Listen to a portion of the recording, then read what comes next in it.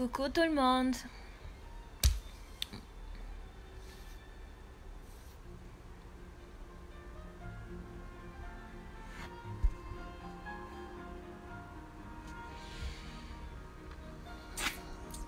Coucou. Faites pas gaffe à mon visage, je suis fatiguée. Je dors pas beaucoup. Apparemment la reprise du boulot lundi, ça me perturbe. Donc aujourd'hui je fais ce petit direct pour parler de quelque chose d'important que tout le monde banalise. Faites pas attention à mes sourcils, j'ai un rendez-vous. J'attends ma voiture. Je voulais qu'on parle de la dépression. La dépression, c'est le mal que les gens banalisent en fait, alors que ça gagne du terrain et il y a des personnes qui en souffrent. Et tellement c'est pas pris au sérieux par les gens, alors ceux qui en souffrent préfèrent se taire parce que ils veulent pas qu'on se moque d'eux. Et puis le dépressif, il faudrait déjà qu'il accepte lui-même qu'il est malade. Il faudrait que le dépressif accepte que là il y a quelque chose qui va pas, voir un spécialiste. Et si c'est dans mon pays, chez nous en Afrique là où c'est voir un psy, on te traite de suite de fou. Parce qu'on estime qu'il n'y a que les fous qui voient les psys. Donc, c'est dur. Et en plus, chez moi, un dépressif, il est pas... On estime que ce n'est pas une maladie, en fait. On va dire, mais tu n'es pas malade. Parce que physiquement, tu n'as rien. Sauf, bien sûr, les dépressifs qui mutilent leur corps parce que leur mal-être fait qu'ils sont obligés de se taillader, par exemple, la peau, pour libérer la pression qu'ils ont en eux. Mais vous avez des dépressifs qui n'ont rien sur leur corps, physiquement, ils n'ont rien du tout. La dépression, c'est beaucoup moralement, c'est mentalement que ça se passe. Parce qu'on a un mal-être qu'on n'arrive pas à exprimer forcément et on le vit dans la tête. On le vit tous les jours dans notre tête et c'est dans notre tête que tout se passe. Coucou à ceux qui sont là, faites signe si le son est bon. Si vous m'entendez très bien. Donc voilà, c'est de ça que je voulais parler. Et c'est quelque chose que je remarque de plus en plus. Il y a des gens qui sont dépressifs, mais ils n'arrivent pas à parler parce qu'ils ont peur de ce que les gens pensent. Ils ont peur qu'on se moque d'eux, parce que faut pas se mentir. Les gens, dès que vous dites que vous êtes dépressif, ils se moquent de vous. Ils se rendent pas compte en fait. La dépression, c'est pas un jeu. On fait pas semblant d'être dépressif. On subit la dépression. La dépression vient parce que ça peut venir parce qu'on subit un choc émotionnel de suite. Comme ça peut venir des chocs émotionnels qu'on a eu depuis très longtemps, qu'on a banalisé à l'époque. Ça peut venir des choses qu'on a subies dans l'enfance, qu'on a banalisées à l'époque. Et puis dans l'âge adulte, d'un coup, il suffit d'un petit événement. Et tous ces vieux démons-là reviennent tout d'un coup sur vous. Et là, vous perdez le contrôle. Et vous êtes dépressive. Mais ça, les gens, ils banalisent parce que, vous savez comment on dit? Tant qu'on n'a pas vécu quelque chose, on ne peut pas comprendre l'autre. Les gens qui ne connaissent pas l'empathie, qui connaissent pas l'empathie en eux, ne peuvent pas comprendre la douleur de quelqu'un d'autre. Parce que pour comprendre la douleur de quelqu'un d'autre, il faut savoir empathir, il faut ressentir ça. Il faut ressentir le mal-être de l'autre pour comprendre que l'autre, il est mal. Et un dépressif a tendance à ne pas parler. Il ne dira pas qu'il est mal. Il va être là, vous allez le voir. Mais si vous ne remarquez pas sur son visage, cette tristesse qu'il y a dans son regard. Parce qu'un dépressif, il a le regard vide. Et pourtant, il est joyeux, hein. Vous le voyez, il fait la fête, il s'amuse, il rigole avec tout le monde. Il est là tout le temps, il s'amuse. C'est lui qui vous amuse, qui amuse la galerie. Et pourtant, au fond de lui, il est en train de mourir à petit feu. Un dépressif, il meurt à petit feu à l'intérieur. Parce que tout ce en quoi il croit s'effondre, en fait. S'effondre. Et il est perdu, en fait. Un dépressif, il est perdu. Mais il ne peut pas demander son chemin à toutes les personnes qui sont autour de lui. C'est ça un dépressif. C'est comme se perdre. Vous êtes perdu, vous êtes quelque part, vous êtes perdu. Mais vous n'osez pas demander votre chemin aux gens autour de vous parce que vous avez peur de leur réaction. Vous avez peur qu'ils ne vous montrent pas le bon chemin. Vous avez peur qu'ils se moquent de vous parce que vous êtes perdu. C'est ça en fait. C'est que le dépressif, il a peur de vous dire qu'il s'est perdu parce qu'il va se dire, je vais aller demander à cette personne mon chemin. Il va rigoler parce que je me suis perdu. Il va pas comprendre pourquoi je me suis perdu. Et donc, il va se moquer de moi. Et un dépressif n'a pas besoin qu'on se moque de lui. Parce que se moquer de lui, c'est accentuer son mal-être. Mais il le dira pas. Il se taira. Et quand son mal-être sera plus fort que lui, il va se suicider. Et là, vous avez plein de personnes qui se suicident comme ça. Et là, tout le monde dit, oh, mais c'est bizarre. Mais il était bien, il souriait, il était toujours gentil. C'est lui qui faisait la fête tout le temps. Mais pourquoi il est mort? Pourquoi il est mort? Qu'est-ce qui s'est passé? C'est comme ça, en fait. Les dépressifs, c'est ça. Ils se suicident et puis tout le monde ne comprend pas pourquoi il est mort. Parce que, eh ben tiens, il était tout le temps joyeux, il souriait tout le temps. Il était là, il aidait tout le monde. Oh, mais on a fait la fête hier. Comment ça se fait qu'il est mort aujourd'hui? Il s'est suicidé, mais il n'a pas pu se suicider. Et là, vous comprenez pas. Et en Afrique, quand c'est comme ça, on dit, oui, c'est le grand-père, ben, c'est le tonton, ben, c'est le grand-oncle qui a fait... on l'a bouffé dans la marmite, on l'a fait les fétiches, il est mort, on l'a lancé le mauvais sort. Alors que la personne était tout simplement dépressive, mais vous n'avez pas vu. Vous n'avez pas vu que cette personne avait un mal-être, que cette personne vivait quelque chose de vraiment dur.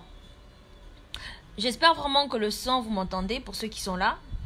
J'espère que vous m'entendez. Faites un signe si vous entendez très bien ce que je dis. Et c'est ça en fait un dépressif. Il va pas vous dire, il va pas forcément vous dire qu'il est mal parce qu'il a peur. Il a peur de votre réaction.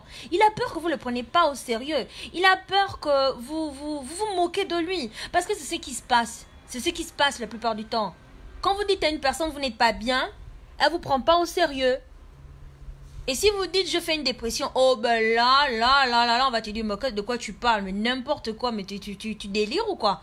Et ça c'est souvent aussi en Afrique. En Afrique vous dites à une personne que vous êtes dépressive, de suite elle vous prend pas au sérieux. Elle va banaliser votre état et vous dire oh arrête-moi ça, c'est les trucs des blancs. Voilà la phrase qu'on aime dire chez nous. C'est les trucs des blancs, arrête-moi ça. Arrête ça, c'est les trucs des blancs. Vous allez dire à quelqu'un en Afrique, vous allez voir un psy, on va vous dire, ah, c'est les trucs des blancs, c'est pour les fous les psys. On n'a pas besoin de ça ici, nous. Alors que je suis désolée, il y a beaucoup qui souffrent de la dépression en Afrique. Vous souffrez tous de la dépression en Afrique. Faut pas se mentir, ils souffrent aussi de la dépression. La dépression, c'est pas seulement chez les blancs, c'est aussi en Afrique. En Afrique, plein de personnes souffrent de dépression. Ils finissent par se suicider. Et je suis sûre même que ceux qu'on voit chez nous, les fous qui se promènent à poil dans la rue, c'est parce qu'au bout d'un moment, ça les a tellement dépassés, ils en ont eu marre. Et puis ils ont dit merde. Ils ont tout jeté, ils se sont déshabillés, ils sont allés dans la rue. Et personne n'a voulu les aider. Donc, faut pas banaliser la dépression. Il y a des gens qui souffrent de ça, ils sont là, vous les voyez tous les jours, vous rigolez avec eux tous les jours. Vous savez pas ce qui se passe dans la tête des gens. On ne sait pas toujours ce qui se passe dans la tête d'une personne. On ne sait pas toujours ce qui se passe dans la tête d'une personne. La personne, elle rigole avec vous tous les jours. Mais au fond d'elle, elle souffre. Elle a une souffrance en elle.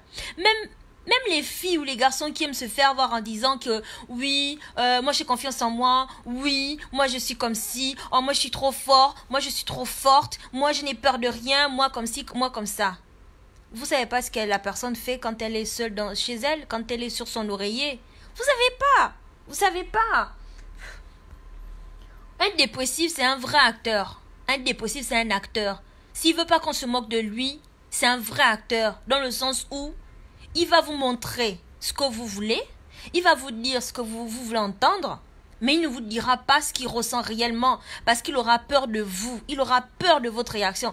Et dans le monde actuel où l'on vit actuellement, les gens dans lequel le monde dans lequel on vit, les gens avec qui on vit, je suis désolée, on vit dans quel monde?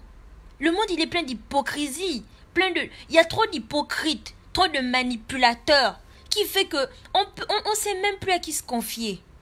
On sait pas, même nos propres amis, on a peur de se confier à eux parce que on se dit peut-être que ils vont se moquer de nous, peut-être que. C'est pas normal que on puisse plus se confier à quelqu'un parce que on a peur de ce qu'il va dire, parce qu'on ne sait plus qui est qui.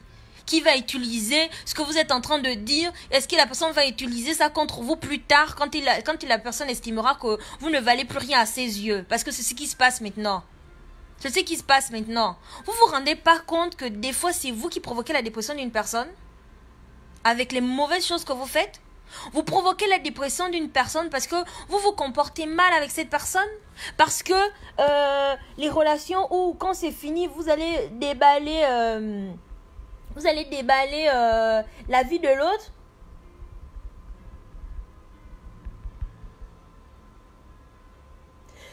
les relations où lorsque c'est fini, vous allez déballer la vie de l'autre. Lorsque lorsque la personne ne veut plus de vous, vous allez exposer son intimité. Vous allez raconter des choses intimes sur la personne. Vous allez exposer sa vie tout entière aux gens. Vous croyez que la personne vit ça comment? Vous croyez que la personne, parce qu'elle est en train de rigoler, qu'au fond d'elle, elle ne souffre pas? Après, vous ne comprenez pas, l'autre s'est suicidé. Oh, mais pourquoi il s'est suicidé? Il allait très bien. Mais non, il n'allait pas très bien. Il vous a montré ce que vous voulez voir parce que il avait peur que vous utilisiez sa faiblesse. Sa faiblesse. Parce qu'on vit dans un monde, en fait, il ne faut plus montrer sa faiblesse. Parce que si vous montrez votre faiblesse, eh ben, tout le monde va l'utiliser contre vous. Est-ce que c'est normal? On doit être fort tout le temps, tout le temps, tout le temps. Mais c'est épuisant aussi d'être fort tout le temps. Être fort tout le temps aussi épuise le cerveau. Ça vous épuise le mental. Parce que même quand vous n'allez pas bien, vous ne voulez pas accepter que vous n'allez pas bien. Alors qu'au fond de vous, vous êtes meurtri. Vous êtes meurtri. Vous ne savez pas ce que ça fait, hein, la dépression. Vous ne savez pas ce que ça fait. Vous qui passez votre temps à vous moquer des dépressifs, là. Moi, on s'est moqué de moi. On s'est moqué de moi. Je parle d'un sujet que moi, je connais. Je ne viens pas parler de quelque chose que je ne connais pas. Je parle d'un sujet que je connais. De A à Z, je connais le sujet. Les gens se sont moqués. Les gens se moquent. Ils rigolent. Ils vous traitent de tout. Ils oublient qu'eux-mêmes, ils sont dépressifs. Mais ils ne se l'avouent pas. Parce qu'au fond d'eux, c'est juste... bon, c'est juste le cafard. Des fois, c'est pas le cafard. Hein? Et des fois, quand tu as le cafard sur la même chose trop longtemps, c'est une forme de dépression. La dépression, c'est pas seulement aller se suicider. La dépression, c'est pas seulement aller se suicider ou avoir les envies de suicide. La dépression, c'est quand vous avez le cafard, comme on dit, sur un truc. Et ce cafard ne s'arrête pas. Il dure, il dure, il dure. À un moment, vous y pensez plus. Et puis après, ça revient, plouf. Vous revenez là-dessus. Et quand vous revenez là-dessus, vous avez mal. Vous avez ce nœud à l'estomac. Vous avez la gorge qui sèche. Vous avez envie de pleurer. C'est ça aussi la dépression. Il y a plusieurs formes de dépression. Il y a les petites dépressions, il y a les grosses dépressions, il y a les dépressifs à risque. Il y a les dépressifs qui se suicident, qui veulent se suicider. Vous savez, la dépression, quand on est vraiment mal dans la dépression, dans notre tête, vous savez vous savez, c'est quoi le remède que notre tête nous dit? Si tu meurs, tout ira bien. Tu meurs, tout ira bien. Et puis après, tu verras, il n'y a plus de problème. Mais la dépression ne te dit pas que quand tu meurs pour partir pour de bon. Non, non, non, non, non, non, non. La dépression, c'est vicieux. Il ne te dit pas que tu vas mourir pour de bon. Il te fait croire que si tu meurs, tu vas mourir et puis c'est fini. Mais en fait, dans la vision qu'il te donne, c'est tu vas mourir, c'est comme si tu allais dormir et puis tu te réveillais et tu n'avais plus de problème. C'est ça la dépression. C'est ça que la dépression te fait croire. Il te fait croire que tes problèmes sont finis en mourant en fait. Il te pousse au suicide en te faisant croire que si tu meurs, tes soucis vont être réglés. Tu verras. En fait, il te fait croire que tu vas dormir. Donc tu meurs, tu dors. Et puis, tu vas te réveiller. Et tes soucis sont finis en fait. C'est ça que la dépression te fait croire. Quand tu arrives au niveau où tu veux te suicider. Où tu as des envies de suicide. C'est ça qui te fait croire la dépression. Il te fait croire que mourir c'est la solution. Que cette solution n'est pas définitive en fait. En fait, que cette solution, la mort n'est pas définitive en fait. Il te fait croire que la mort c'est juste un sommeil profond que tu vas avoir. Et puis après, à ton réveil de ce sommeil, c'est fini. Sauf que quand tu te suicides, mais tu es mort pour de bon, très cher. Tu es mort pour de bon, tu es parti pour de bon. Tu n'as plus de vie. Ce sont les autres qui restent là à te pleurer et ne pas comprendre pourquoi tu es mort. Parce que tu les avais rien dit. Et tu ne les avais rien dit pourquoi? Parce que tu savais qu'ils n'allaient pas comprendre. Parce que tu savais qu'ils allaient se moquer de toi. Parce que tu savais qu'ils allaient te voir différemment en fait. Ils allaient te regarder maintenant comme quelqu'un de ouh là là, ouh, il faut se méfier de lui, hein, faut pas l'approcher lui. Il va te filer son cafard. Donc méfiez-vous de cette maladie et vraiment, vraiment, il faut écouter vos amis. Écoutez les gens autour de vous. Et ne vous moquez surtout pas d'un dépressif. Parce qu'un dépressif, il souffre au fond de lui. Il a mal au plus profond de son être. Il a mal, mais il ne comprend pas pourquoi il a mal. Il subit dans sa tête les maux qu'il a eus dans le temps passé de sa vie. Le pire, c'est ceux qui ont subi des choses dans leur enfance. Les gens qui ont subi des choses dans leur enfance. Si pendant leur enfance, ils ont pu supporter ça. Ils n'ont jamais parlé de ça. Plus tard, ça revient. Il suffit qu'ils soient un peu faibles et c'est fini pour eux. Ça, les démons du passé viennent et là, ils sont pris dans un engrenage. La dépression ne se gêne pas de s'imposer à eux. La dépression s'installe. Et quand la dépression vient s'installer, ils ne savent pas comment en sortir. Parce que le secret, ils ne peuvent pas le dire. Parce que, je suis désolée, beaucoup de gens ont subi des choses dans leur enfance. Mais ils n'ont jamais dit, ils n'en ont pas parlé. Parce qu'à l'époque, écoutez, peut-être que la personne qui les faisait subir ça les menaçait. Ou parce que le dire, ils avaient peur qu'on ne leur croie pas. Parce que, écoutez, chacun son truc en fait. Donc, allez l'avouer maintenant à l'âge adulte que voilà, écoutez, je subissais ça. Parce qu'en plus, on risque de ne pas vous croire. On va vous traiter de menteur. Ou vous avez peur des problèmes de famille que ça va créer. Le dépressif, il a peur des problèmes que ça va créer. Il a peur. Il souffre, mais il a peur. Il ne peut pas parler. La dépression, c'est pas un jeu. C'est pas un jeu. Les gens se suicident. Les gens se suicident. Les gens se suicident alors qu'il était tout joyeux. Tout. Le dépressif, il sait montrer au monde ce qu'il veut voir. Et il sait dire ce que le monde veut entendre. Pour se protéger lui-même. Sauf qu'en voulant se protéger, il s'enferme encore plus dans cet engrenage. Dans cette descente aux enfers. Parce que la dépression, c'est une descente aux enfers. J'en parle parce que je connais le sujet. Je connais le sujet. Donc, s'il vous plaît, arrêtez. Arrêtez de vous moquer des gens qui sont dépressifs. Arrêtez de vous moquer des gens qui sont dépressifs. Parce que vous qui vous moquez là, vous-même, vous êtes dépressif. Vous faites des formes de dépression que vous ne vous rendez même pas compte. Vous dites seulement, oh, en ce moment, pas le moral, j'ai pas le moral. Mais tout le temps, t'as pas le moral, tout le temps, t'as pas le moral. Et t'as pas le moral, pourquoi? Sur la même chose. C'est de la dépression, très chère. C'est de la dépression, ma pauvre. Mon pauvre aussi. Parce que la dépression, c'est pas seulement les femmes, c'est les hommes aussi. Sauf que l'homme a plus de fierté de montrer son mal-être. Il fait le fier. Et l'homme, il se suicide parce que, voilà, il préfère mourir aussi que d'aller se faire aider. Une femme encore, elle finit par se faire aider. Surtout si elle a une attache, par exemple ses enfants. Parce que dans la dépression, il faut savoir à quoi tu vas aller t'accrocher pour guérir. On ne sort pas de la dépression comme ça. On ne va pas juste prendre un traitement et dire que le traitement va t'aider. Parce que parlons des traitements. Les antidépresseurs, je suis désolée. Les antidépresseurs, ça aide peut-être certaines personnes, mais je suis désolée. Les antidépresseurs, c'est de la merde. C'est de la merde. Parce que l'antidépresseur, il fait quoi? Tu avais ton mal-être. Tu as commencé ta dépression avec un mal-être en toi. Et puis l'antidépresseur, quand tu le prends, lisez bien la notice de l'antidépresseur. Lisez bien les effets indésirables. Vous allez tous les faire. C'est que même si tu n'avais pas des envies suicidaires, ça va te provoquer les envies suicidaires si tu es vraiment atteint dans ta tête. Ça va te faire grossir. Si tu avais peur de grossir, ça va te faire grossir. Les antidépresseurs, il faut lire les effets indésirables. La liste, elle est longue, les effets indésirables. Et quand vous faites les effets indésirables des antidépresseurs, allez-y voir votre docteur. Allez-y voir votre docteur. Parce que c'est ça qui va vous enfoncer encore plus. Les antidépresseurs, de toutes les façons, pour moi, c'est de la merde. C'est de la merde. C'est de la grosse merde. Comment on peut faire un médicament qui accentue encore tes problèmes? Comment on peut faire un médicament qui te provoque des choses qui, dans ta tête, tu te disais, oh non, j'ai peur de ça, je ne peux pas faire ça. Et puis finalement, quand tu prends l'antidépresseur, tu es sûr de toi, tu as tellement cette assurance en toi que tu vas faire la chose qui te faisait peur. L'antidépresseur, si tu avais peur de la mort, l'antidépresseur, il va bloquer ça en fait. Tu n'as plus peur. Tu prévois même ton suicide, ça ne te dérange même pas. Tu n'as plus peur de la mort, alors qu'avant tu avais peur de la mort. Ça accentue tes démons. L'antidépresseur accentue les démons. Pour moi, les antidépresseurs, c'est de la merde. Peut-être qu'il y a certains à qui ça va.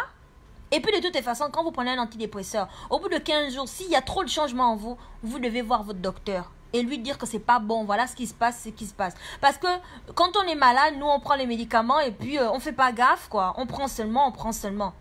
Non!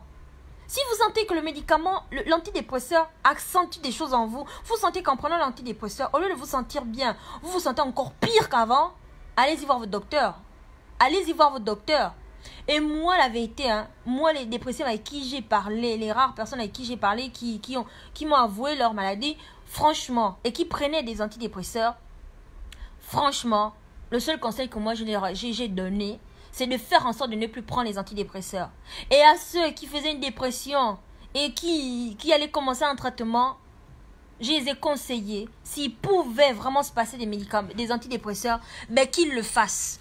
Qu'ils cherchent en eux la force de guérir sans les antidépresseurs. Parce que les antidépresseurs, c'est de la merde. Une grosse merde. Il faut avoir le courage d'arrêter les antidépresseurs. Parce que ceux qui prennent les antidépresseurs, ils en deviennent accros. Ils sont tellement persuadés que ça leur fait quelque chose, ils deviennent accros aux antidépresseurs. Et moi, je suis désolée, c'est de la merde. C'est de la merde. Moi, je dis aux gens qui sont dépressifs, qui prennent un traitement, moi, le conseil que je donne à ces personnes-là, c'est de trouver en eux cette force, de trouver en eux un truc sur quoi s'accrocher pour pouvoir sortir de la dépression, mais sans les médicaments. De pouvoir arrêter le traitement. On n'arrête pas le traitement antidépressif d'un coup. Hein. Les antidépresseurs, c'est de la drogue en fait. C'est une drogue qu'on n'arrête pas d'un coup parce que ça peut encore déclencher autre chose. Les antidépresseurs, on les arrête au fur et à mesure, surtout quand vous avez eu les grosses quantités. Vous êtes obligé d'arrêter au fur et à mesure. Même le jour où vous allez arrêter complètement, vous allez voir que ce jour-là, vous avez besoin de plusieurs jours. Quand vous arrêtez complètement les antidépresseurs, il vous faut plusieurs jours. C'est comme un toxicomane et qui veut arrêter en fait. Qui veut arrêter. Et bien il a cette période-là, quand il arrête, qu'il ne peut pas prendre. Il en manque. Il ressent le manque en fait. Les antidépresseurs, c'est comme ça. Ça vous provoque un peu comme les toxicomanes qui arrêtent la drogue et qui se retrouvent en manque. Eh bien, pendant plusieurs jours là. Vous voyez comment il est le toxicomane quand il n'a pas sa dose? Eh bien, vous êtes comme ça. Vous êtes comme ça. Donc vraiment, faites attention. Faites attention. Prenez soin des personnes qui vous disent que ils sont dépressifs. C'est pas parce qu'ils vous ont dit aussi que vous êtes dépressif. C'est pas parce que la personne a dit qu'elle est dépressive que vous devez être là tout le temps à lui rappeler ça. Parce que la personne qui est dépressive aussi n'accepte pas qu'il est dépressif. Et lui rappeler sa maladie ne l'aide pas non plus. La seule chose que vous pouvez, c'est l'aider à trouver la joie de vivre. À retrouver cette joie de vivre. Pour aider une personne dépressive, il faut l'aider à retrouver une joie de vivre. Il faut l'aider à se focaliser sur des choses concrète pour qu'il ne se focalise, parce que le dépressif se focalise sur le mauvais côté de la vie. Il se focalise sur tous ces maux qui sont passés, toutes les douleurs qu'il a eues. Il refait sa vie, mais dans le schéma de la douleur qu'il a ressentie. Il ne se rappelle plus des bons moments, il ne se rappelle plus du bonheur. Un dépressif, une femme dépressive peut même oublier qu'elle a un enfant. Elle peut même oublier ses enfants. Elle peut décider qu'il n'y a que la mort qui peut la guérir et oublier même qu'elle a des enfants. Oublier même qu'elle a un mari.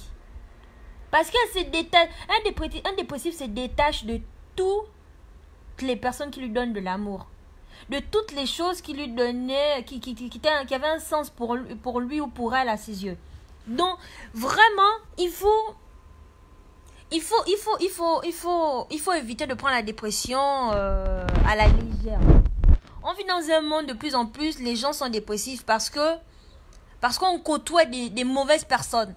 On côtoie des gens qui viennent dans nos vies juste pour nous la pourrir. On côtoie des gens dans notre vie qui ont pensé que... Et au final, on se rend compte que mais en fait, c'est des mauvaises personnes. C'est ça en fait. On côtoie des gens qui viennent souvent même raviver des blessures qu'on a pu cicatriser. Et bien ces personnes-là viennent rouvrir ces blessures-là par leur comportement. Parce que les gens ne savent plus se comporter avec les gens. Les gens, ils passent leur temps à faire du mal par plaisir, en fait. La personne à qui vous voulez faire du mal, juste par plaisir, vous ne savez pas comment cette personne elle est. Vous ne savez pas ce que cette personne vit. Vous ne savez pas dans quoi cette personne essaye de s'en sortir. Vous ne savez pas, vous ne savez rien de la vie de la personne. Mais vous êtes là, vous faites de la méchanceté gratuite à cette personne. Vous ne savez pas peut-être que cette personne est déjà dépressive. Et vous allez vous retrouver responsable de la mort d'une personne. Parce que c'est ce que vous avez fait qui a déclenché l'état de cette personne. Vous avez été l'élément déclencheur de sa dépression. Il ne faut pas devenir l'élément déclencheur de la maladie de quelqu'un. Je vous jure, faut pas. Il ne faut pas. La méchanceté, c'est pas bon. La méchanceté gratuite, ce n'est pas bon. Donc, prenez au sérieux les gens qui souffrent de la dépression. Vraiment, il faut prendre au sérieux une personne qui vous dit qu'elle est dépressive. Parce que le mal-être, c'est dur. C'est dur d'être mal dans sa peau et de ne pas pouvoir en parler aux gens qu'on côtoie tous les jours. Parce qu'on a peur, on a honte de ce que les gens vont dire, comment les gens vont nous voir après. Est-ce qu'ils vont se moquer de nous? Parce que actuellement, on veut pas s'exprimer parce que la première raison, c'est on va se moquer de nous. La deuxième raison, c'est la personne va utiliser ça contre moi pour me faire du mal après, pour se moquer de moi après. La troisième raison, c'est la personne va aller raconter ça, tout ce que je vais dire à la personne, elle ira raconter aux gens parce que il a vu de certaines personnes sur le Congo ça, quand ils n'ont rien à raconter sur leur vie, tout ce qu'ils trouvent à faire, c'est raconter sur la vie des autres. Donc, c'est ça en fait. Et se dire, oh, la personne peut utiliser ma faiblesse contre moi, c'est pas cool en fait, c'est pas cool. Vous savez, moi j'ai appris un truc, hein, c'est que le jugement, c'est pas bon. Il faut pas juger les gens parce qu'on ne sait pas ce qu'ils vivent. J'ai décidé, si tous les jours je suis joyeuse, c'est parce que j'ai décidé que vivre ma vie c'était plus important. Parce que j'ai décidé que je ne devais pas attendre sur quelqu'un pour être heureuse. Je ne devais pas attendre que des gens viennent me rendre heureuse parce que je peux le faire moi-même. La dépression, c'est pas un jeu. C'est pas un jeu. Donc, moi, j'en parle parce que j'ai vécu la dépression. J'ai vécu la dépression et c'est pas un secret en fait. C'est pas un secret parce que toutes les personnes qui me connaissent savent que j'ai vécu et je suis passée par là. J'ai vécu ça. Ça n'a pas été le petit truc. Non, non, non, non, non, non. Je l'ai bien vécu. Bien vécu. Tout ce que j'ai dit, je l'ai vécu. Je l'ai vécu. Donc, je connais le sujet. Je connais le sujet. C'est pas un petit débat. Moi, je suis sortie de là parce que j'ai décidé de guérir. Mais il faut arrêter de penser que les dépressifs, c'est des gens qui sont fous, qui n'ont pas, qui sont faibles aussi. Un dépressif, c'est pas forcément une personne faible. Un dépressif, c'est aussi, c'est une personne forte. C'est une personne forte qui a trop subi, qui a subi des choses qui l'ont traumatisé, qui s'en est sorti. Et puis, un jour, un petit truc vient le traumatiser un peu. Et là, tous ces vieux démons passés viennent maintenant encore, viennent l'envahir la tête. C'est pas juste une histoire de faiblesse, la dépression. C'est clair, le dépressif, il devient faible. C'est sûr, il devient faible. Mais avant d'être faible, pourquoi il est devenu faible? Il faut se poser la question, qu'est-ce qui a fait qu'il est arrivé là? La personne était forte, qu'est-ce qu'elle a fait? Et il faut être content aussi quand un dépressif prend la peine de vous dire la vérité. Il faut être content que le dépressif ait ce courage de venir vous avouer son état. Parce qu'un dépressif va mentir. Il va mentir, il ne dira pas, moi je suis dépressif. Jamais. Jamais. Et encore, il faut vraiment que même quand il va voir le docteur, il refuse de croire quand le docteur lui dit vous êtes dépressif. Il refuse. Il dit jamais. Ça là, moi je ne fais pas ça. Surtout nous les noirs, il faut se dire la vérité. Nous les noirs, on te dit tu as la dépression, tu n'acceptes pas. Tu dis non, moi je ne fais pas ça, c'est les trucs des blancs. On ne fait pas ça chez moi. La dépression, on ne connaît pas ça. Aussi, on le connaît très bien. C'est juste que chez nous, on n'en parle pas. Chez nous, on estime que c'est les maladies des blancs. Et chez nous, voir un psy, c'est être fou, tout simplement. Donc, il faut vraiment accepter la dépression. Il faut pas juger le dépressif. Il faut plutôt l'aider. Mais il ne faut pas l'aider en lui rappelant tout le temps son état. Il faut l'aider en... Qu'il se rappelle les choses qui le rendent heureux. Il essaie de se rappeler de ce qui lui donnait goût à la vie. Parce qu'un dépressif, quand une personne est dépressive, elle n'a plus goût à la vie. Elle fait toutes les choses qu'elle faisait d'habitude, mais elle ne les savoure plus. Elle fait seulement parce que il faut cacher les apparences. Elle est gentille, elle est souriante, parce qu'il faut cacher les apparences. Parce qu'il ne faut pas montrer aux gens qu'on est malade. C'est pas physique, c'est mental. Mais un dépressif, il passe partout dans sa tête. Hein. Il passe partout. Et comme je l'ai dit, le dépressif, dans sa tête, ça lui dit, si tu meurs, tu vas te réveiller, tes problèmes sont finis. Mais il ne lui dit pas que la mort, c'est pour partir pour de bon. Non, non, non, non, non. Il ne lui dira pas que la mort, il part pour de bon. Il lui fera croire que la mort, c'est comme s'il allait dormir la nuit et puis il se réveille le soir, il se réveille le lendemain, tout va bien, la vie est belle. Alors que non, c'est faux, c'est pas ça. C'est pas ça. C'est tu meurs, tu meurs. Et puis tout le monde pleure derrière à se demander mais pourquoi il est mort? Oh là là, et pourtant hier on était ensemble, il rigolait, la vie était belle, on est même sorti la dernière fois en boîte, il s'est amusé, il nous a assuré la boisson. Ben vous n'avez pas remarqué que votre ami il était malade? Vous n'avez pas remarqué que votre ami il était pas bien dans sa tête? Non, non, non, vous vous en foutez. Vous, c'était seulement l'ambiance, les sourires. Il y a des gens, ils sont amis avec vous, mais ils n'arrivent pas à voir quand vous n'êtes pas bien. Un dépressif, il est joyeux, mais si vous savez lire dans ses yeux sont vides. Ses yeux sont vides. Ses yeux n'ont pas de vie. Parce que dans sa tête, il est loin. Dans sa tête, il est déjà sur le chemin de la... Il est sur le chemin, des fois, de la mort déjà. Pire encore, celui qui a déjà préparé son suicide. Celui qui le suicide, le dépressif qui prépare son suicide. Son regard, il est vide. Il est vide, on va pas se mentir. Il est vide. Parce que pour lui, il ne voit que l'instant final, quand il va mourir. Le reste autour de lui n'a plus d'importance. Il ne voit que le but final. La mort. La mort, c'est la solution. Parce que dans sa tête, la mort, c'est la solution. Et du coup, comme la mort, c'est la solution, il ne voit plus le reste. Mais il oublie juste que la mort, c'est partir pour de bon. Ce sont les gens derrière qui vont se demander pourquoi il est mort. Mais la mort lui fait croire que tu vas fermer les yeux et puis tu vas ouvrir tes yeux et ce sera fini. Tu vas revenir une nouvelle personne. Tu reviendras, tu seras une nouvelle personne. Tu reviendras, tes problèmes seront partis.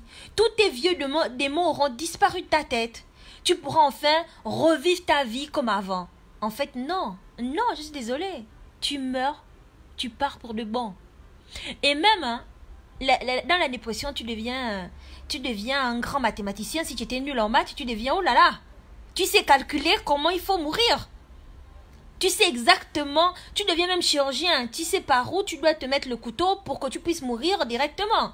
Tu sais comment tu dois te jeter d'un pont, de quelle façon tu dois tomber pour que tu puisses mourir donc au moment où tu touches l'eau. Tu sais comment tu dois te jeter... Voilà, exactement. Et c'est exactement ça. Se jeter d'un pont, ça c'est... Oh là là, ça c'est automatique ça. Ça, il te le dit tous les jours ça. Pire encore quand tu passes sur un pont. Quand tu passes sur un pont, oh là là. Si tu passes sur un pont, là il devient une obsession dans ta tête. C'est que quand tu traverses le pont en question, c'est dans ta tête, c'est... Saute, saute, saute, saute. Tu verras, quand tu vas sauter, tout sera fini. Saute. Tout sera fini. Saute. Et si tu réussis à traverser ce pont sans sauter, tu ressens un regret de ne pas être sauté en fait. Tu ressens le regret de ne pas être monté pour sauter. Il va te mettre dans la tête, mais qu'est-ce qui... Et c'est lui qui t'engueule dans ta tête, il te dit, mais tu es bête, pourquoi t'as pas sauté? Pourquoi t'as pas sauté? C'était la solution à ton problème et tu veux pas... Et là, il te fait croire qu'en fait, tu veux pas régler ton problème. Tu veux pas régler ton problème. Ton problème, il allait être fini si tu sautais. Ou les voitures. Oh là là, quand il y a la circulation, il te dit, jette-toi sur les voitures. Jette-toi sur les voitures, tu verras, ce sera fini. Si tu te jettes sur la voiture, ce sera fini. Tout fini. C'est comme ceux qui se jettent sous les rails d'un train. Je suis désolée. Ceux qui se jettent sous les trains, c'est pareil. C'est sûr que quand tu te jettes sous le train, c'est ouf, c'est passé, c'est fini, c'est réglé. Mais c'est exactement ça. Dans sa tête, ça lui dit ça. Saute.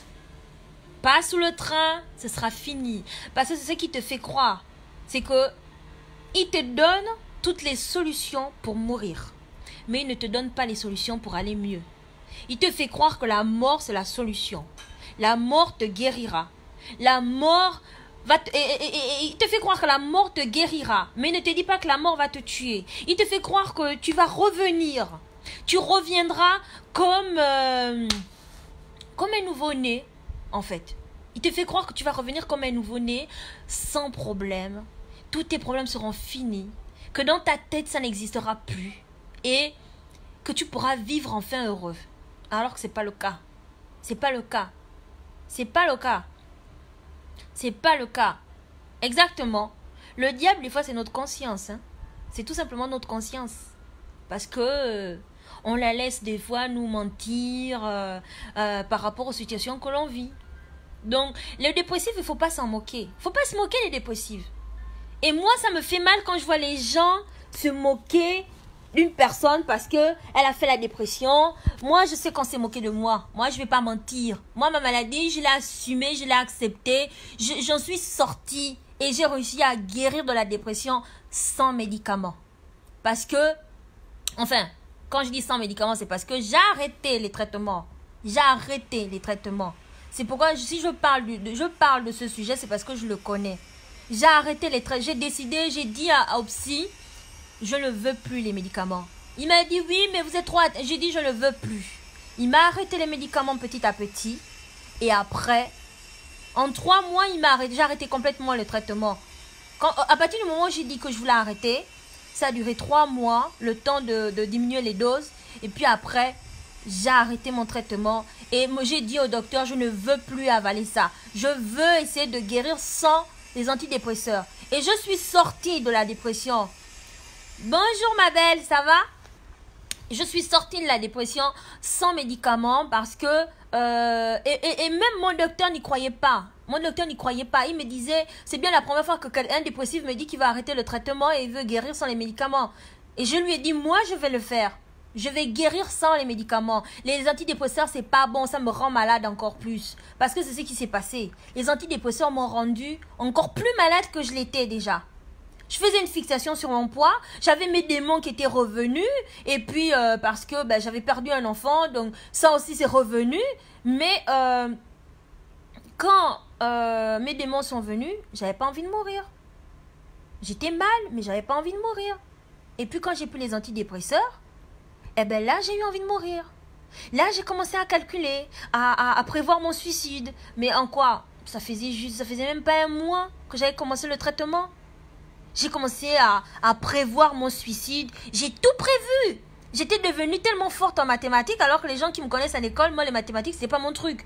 Mais pourtant, je savais maintenant calculer les trajectoires, la façon dont il faut que tu te jettes du pont.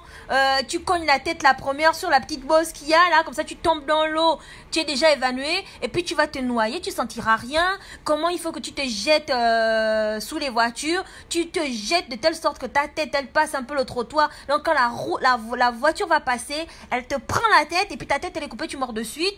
Mais j'étais tout calculé, moi. Mais j'étais tellement devenue bonne en maths. Mais j'étais trop forte. Mais moi-même, je m'épatais. Je m'épatais de voir à quel point mon cerveau il fonctionnait pour les mathématiques. Alors que j'avais été nulle en maths à l'école. Quand je cuisinais, que j'avais un couteau dans la main, il me disait où me planter le couteau pour mourir de suite. Et il me faisait croire que la mort allait me libérer de mes problèmes. Que quand j'allais mourir, mes problèmes étaient finis. Et puis après, j'allais me réveiller. C'était fini. C'est comme si en fait tu mourais et puis on te réanimait puis c'était fini, tes problèmes étaient finis. C'est comme ça que j'ai vécu ça moi. J'ai vécu ça dans ma tête comme ça. Et quand je vois, après j'ai des gens qui se sont moqués de moi. Des gens qui se sont moqués de moi. Ils en rigolaient. Ils rigolaient de ma maladie. Les gens ont su que j'étais malade, c'est parce que moi j'ai exigé à un docteur de m'enfermer. J'ai dit au docteur de m'interner, sinon j'allais me tuer. J'allais me tuer. Et à l'époque, mon mari avait vu. Le jour où j'avais prévu de me suicider, mon mari l'avait vu. Il m'avait dit, ton regard est vide, tu comptes faire une connerie. Je lui ai dit, non, pas du tout. Mais pourquoi je vais faire une connerie? Il m'a dit, si, je le vois, tu vas faire une connerie. Tu vas promettre que tu vas rien faire. J'ai dit, moi, ne promets pas.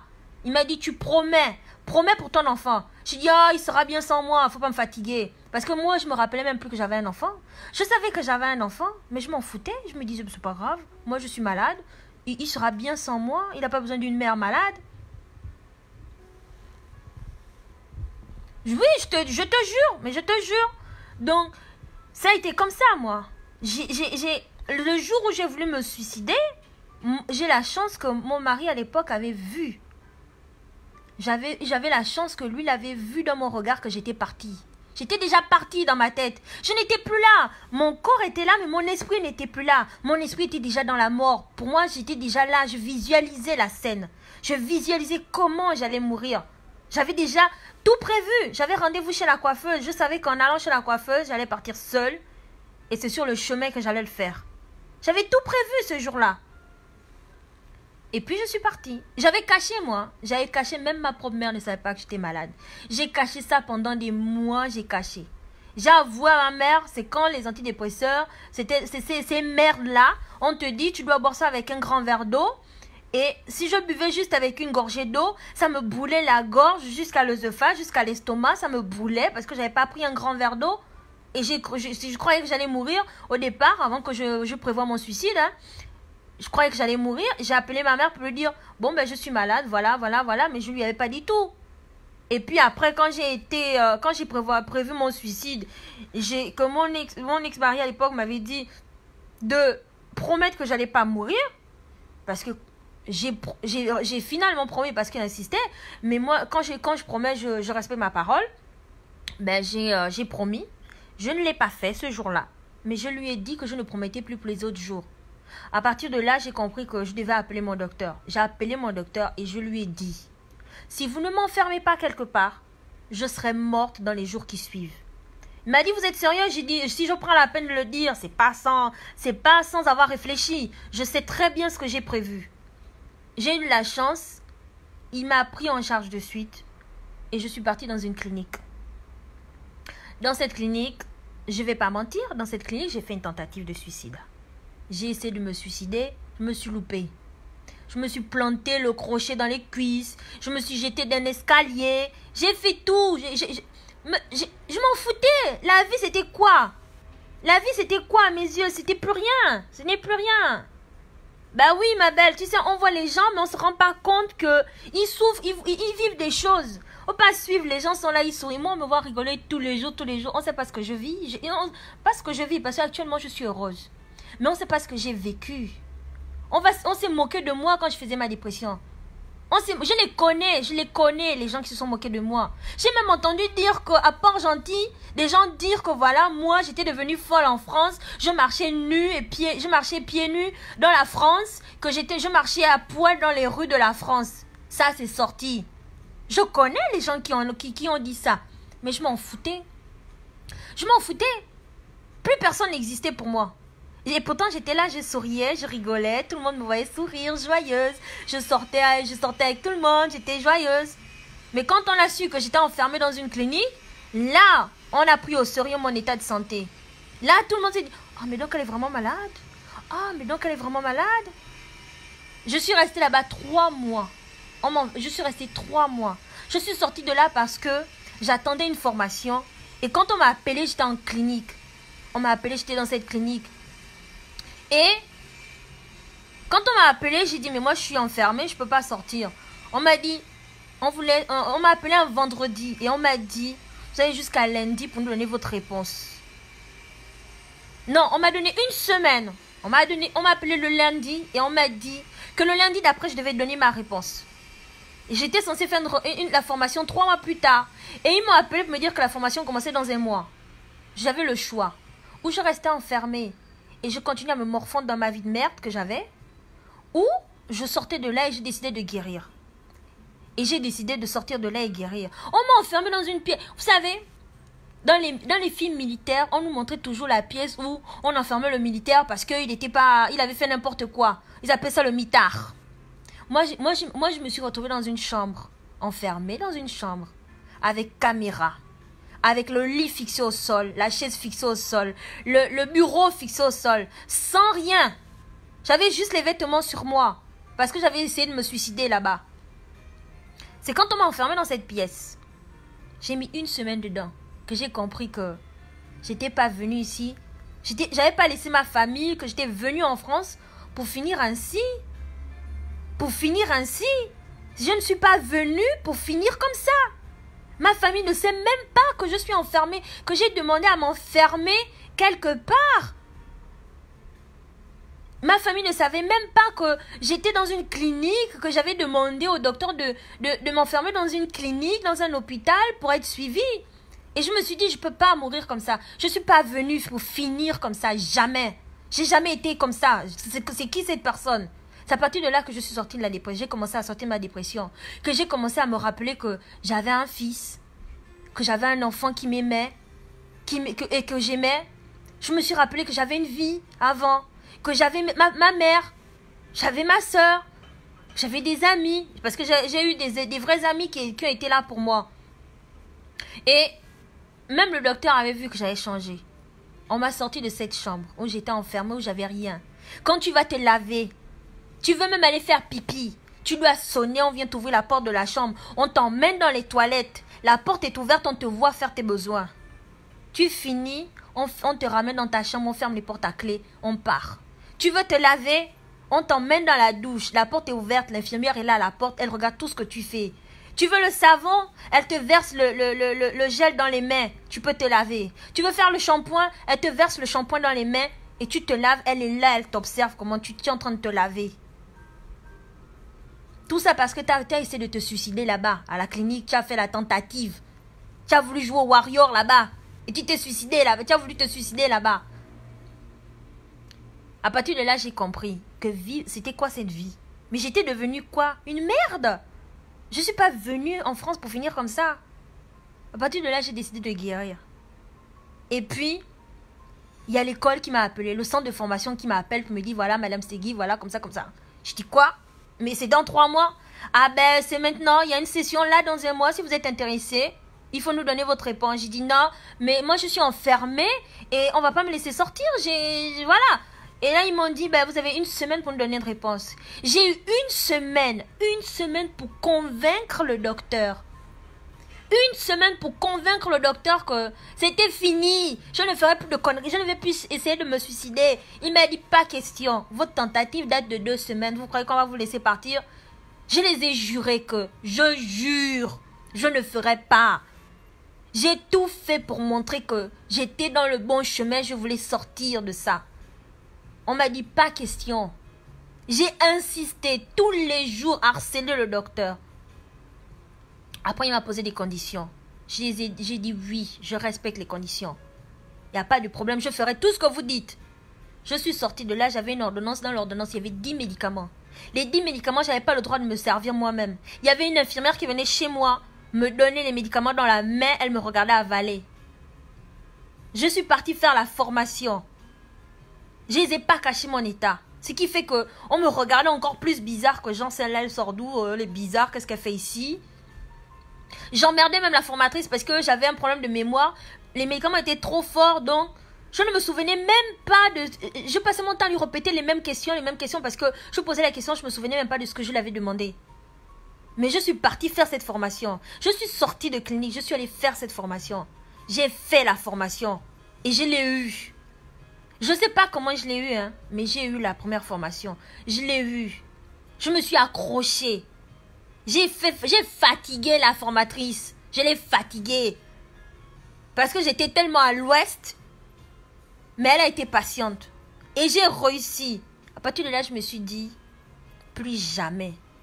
Et j'avais les antidépresseurs. Les antidépresseurs, quand je dis que c'est de la merde, c'est de la merde.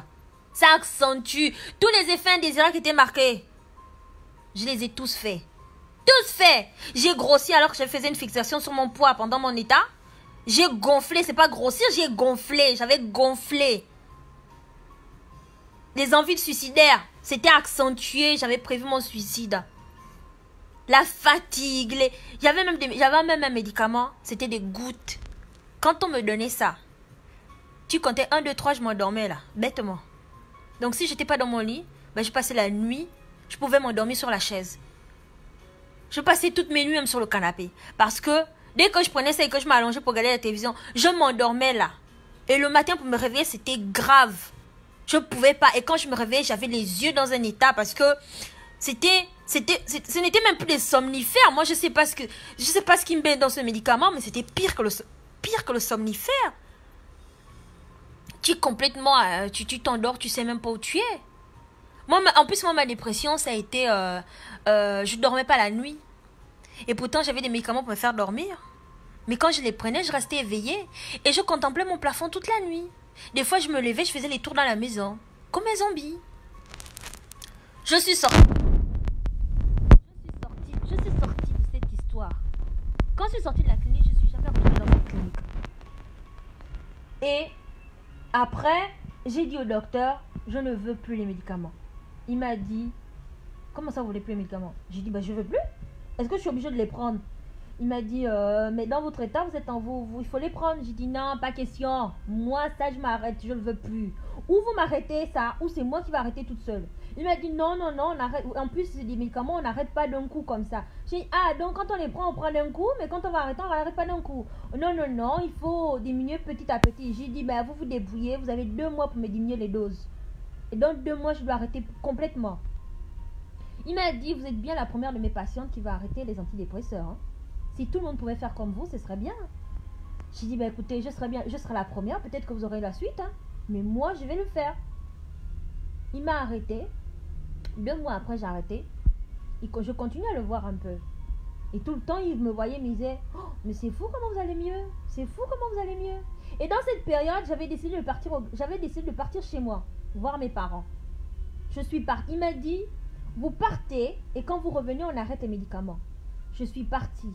On s'est moqué de moi là-bas. On me voyait marcher avec mon pilulier parce que j'avais des heures précises pour prendre mes médicaments. On se moquait de moi en me disant, mais elle est folle, qu'est-ce qu'elle fait avec un pilulier? Elle n'a même pas honte quand elle sort ça de sa bouche. Un pilulier, elle se promène avec des médicaments, elle a des heures précises, machin. On s'est moqué de moi, mais je m'en foutais. Je m'en foutais.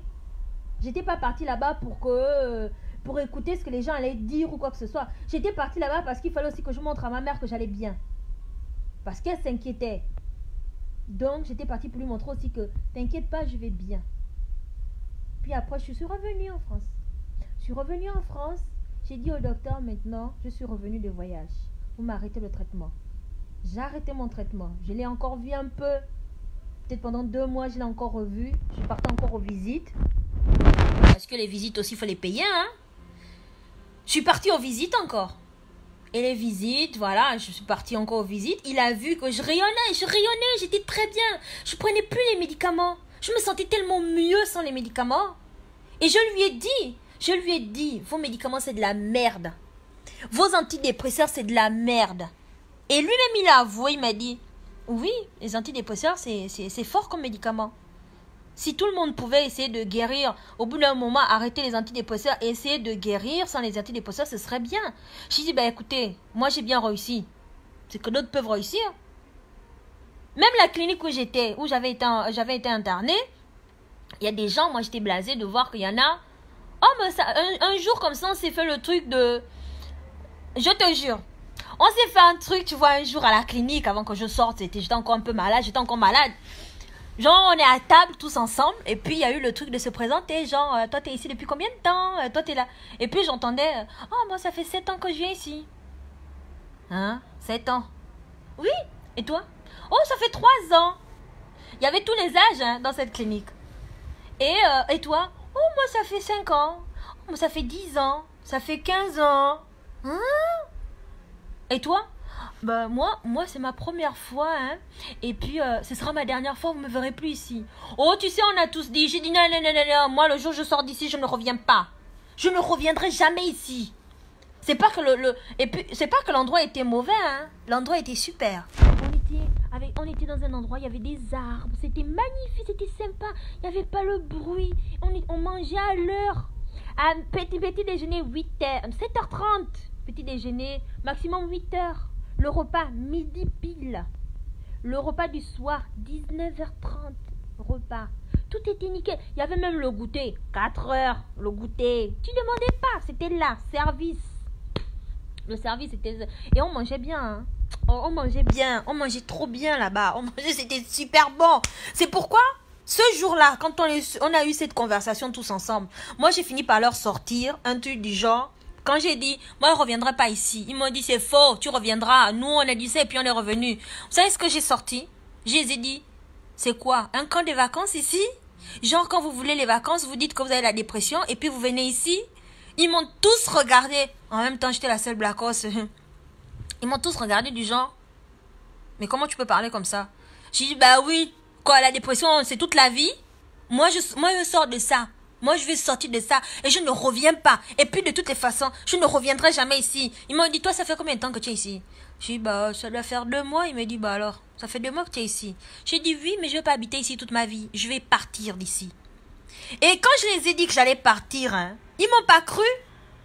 Mais le moment où le docteur m'a dit, c'est bon, J'accepte que vous sortez à certaines conditions. Moi, je suis allée les voir, je les ai dit, bon, mais je vais vous dire au revoir, hein. Ils m'ont dit, mais tu vas où? Je dis, mais je sors. Ma vie, c'est pas ici. Ma vie, c'est pas ici. Et je ne reviens pas. Ils m'ont dit, ok, on te donne quelques mois, tu vas revenir. J'ai dit, ok, moi, vous me reverrez jamais. Et un jour, j'ai voulu repartir là-bas juste pour leur montrer que, vous voyez, je ne reviendrai pas ici. Je venais juste vous faire un coucou. Mais après, je me suis dit, non, pas envie. Et je suis jamais repartie là-bas.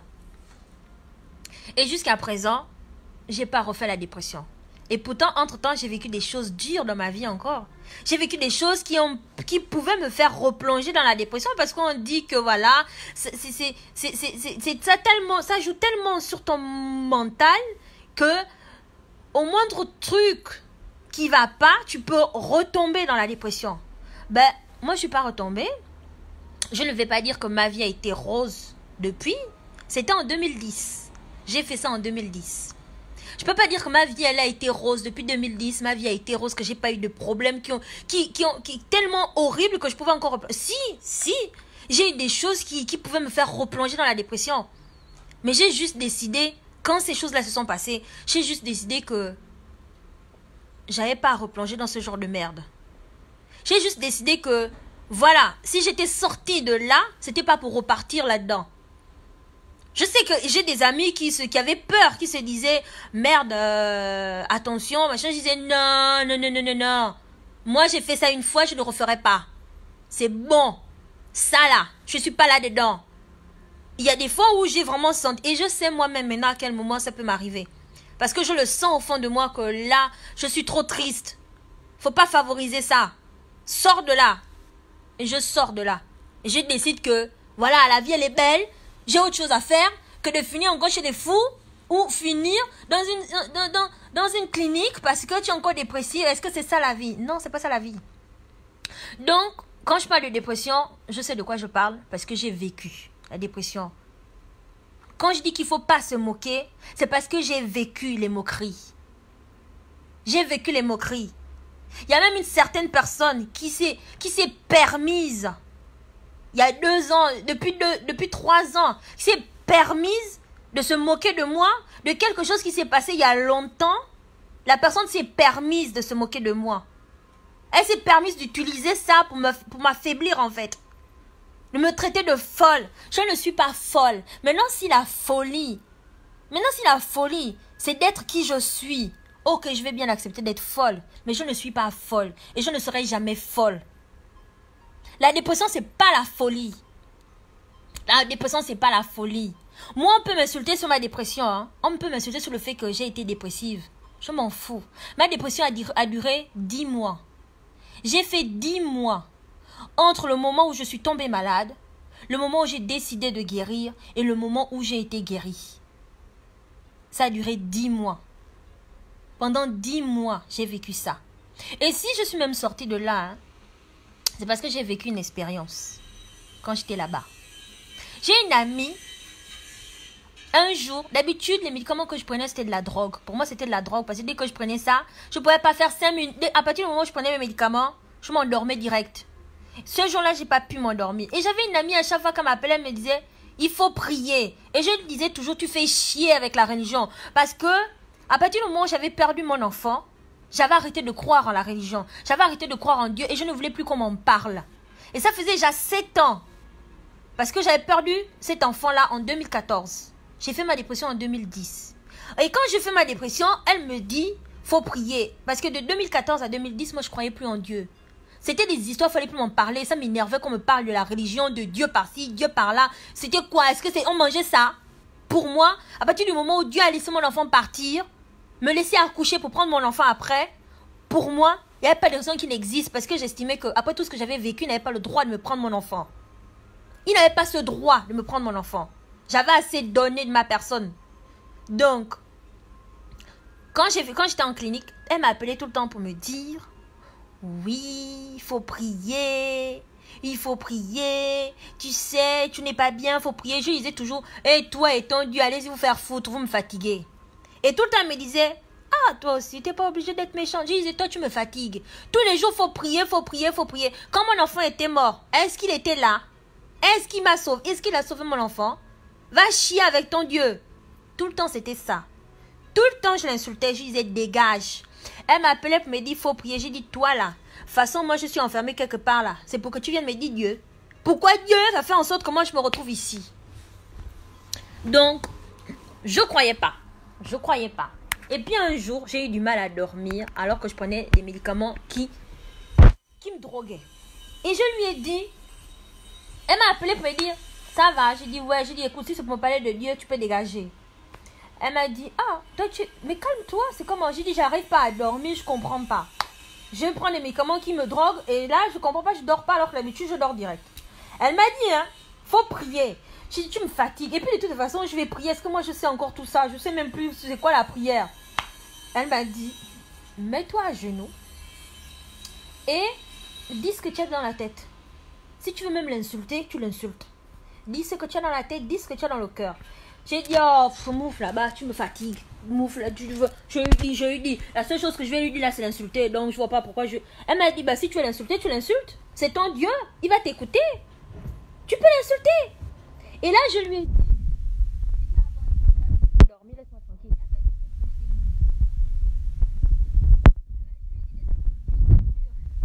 Elle m'a dit, vas-y, en tout cas, tu ne peux pas prier, parle même. Tu ne peux pas prier, parle même. Tu parles à Dieu. Tu le reproches, tu le reproches.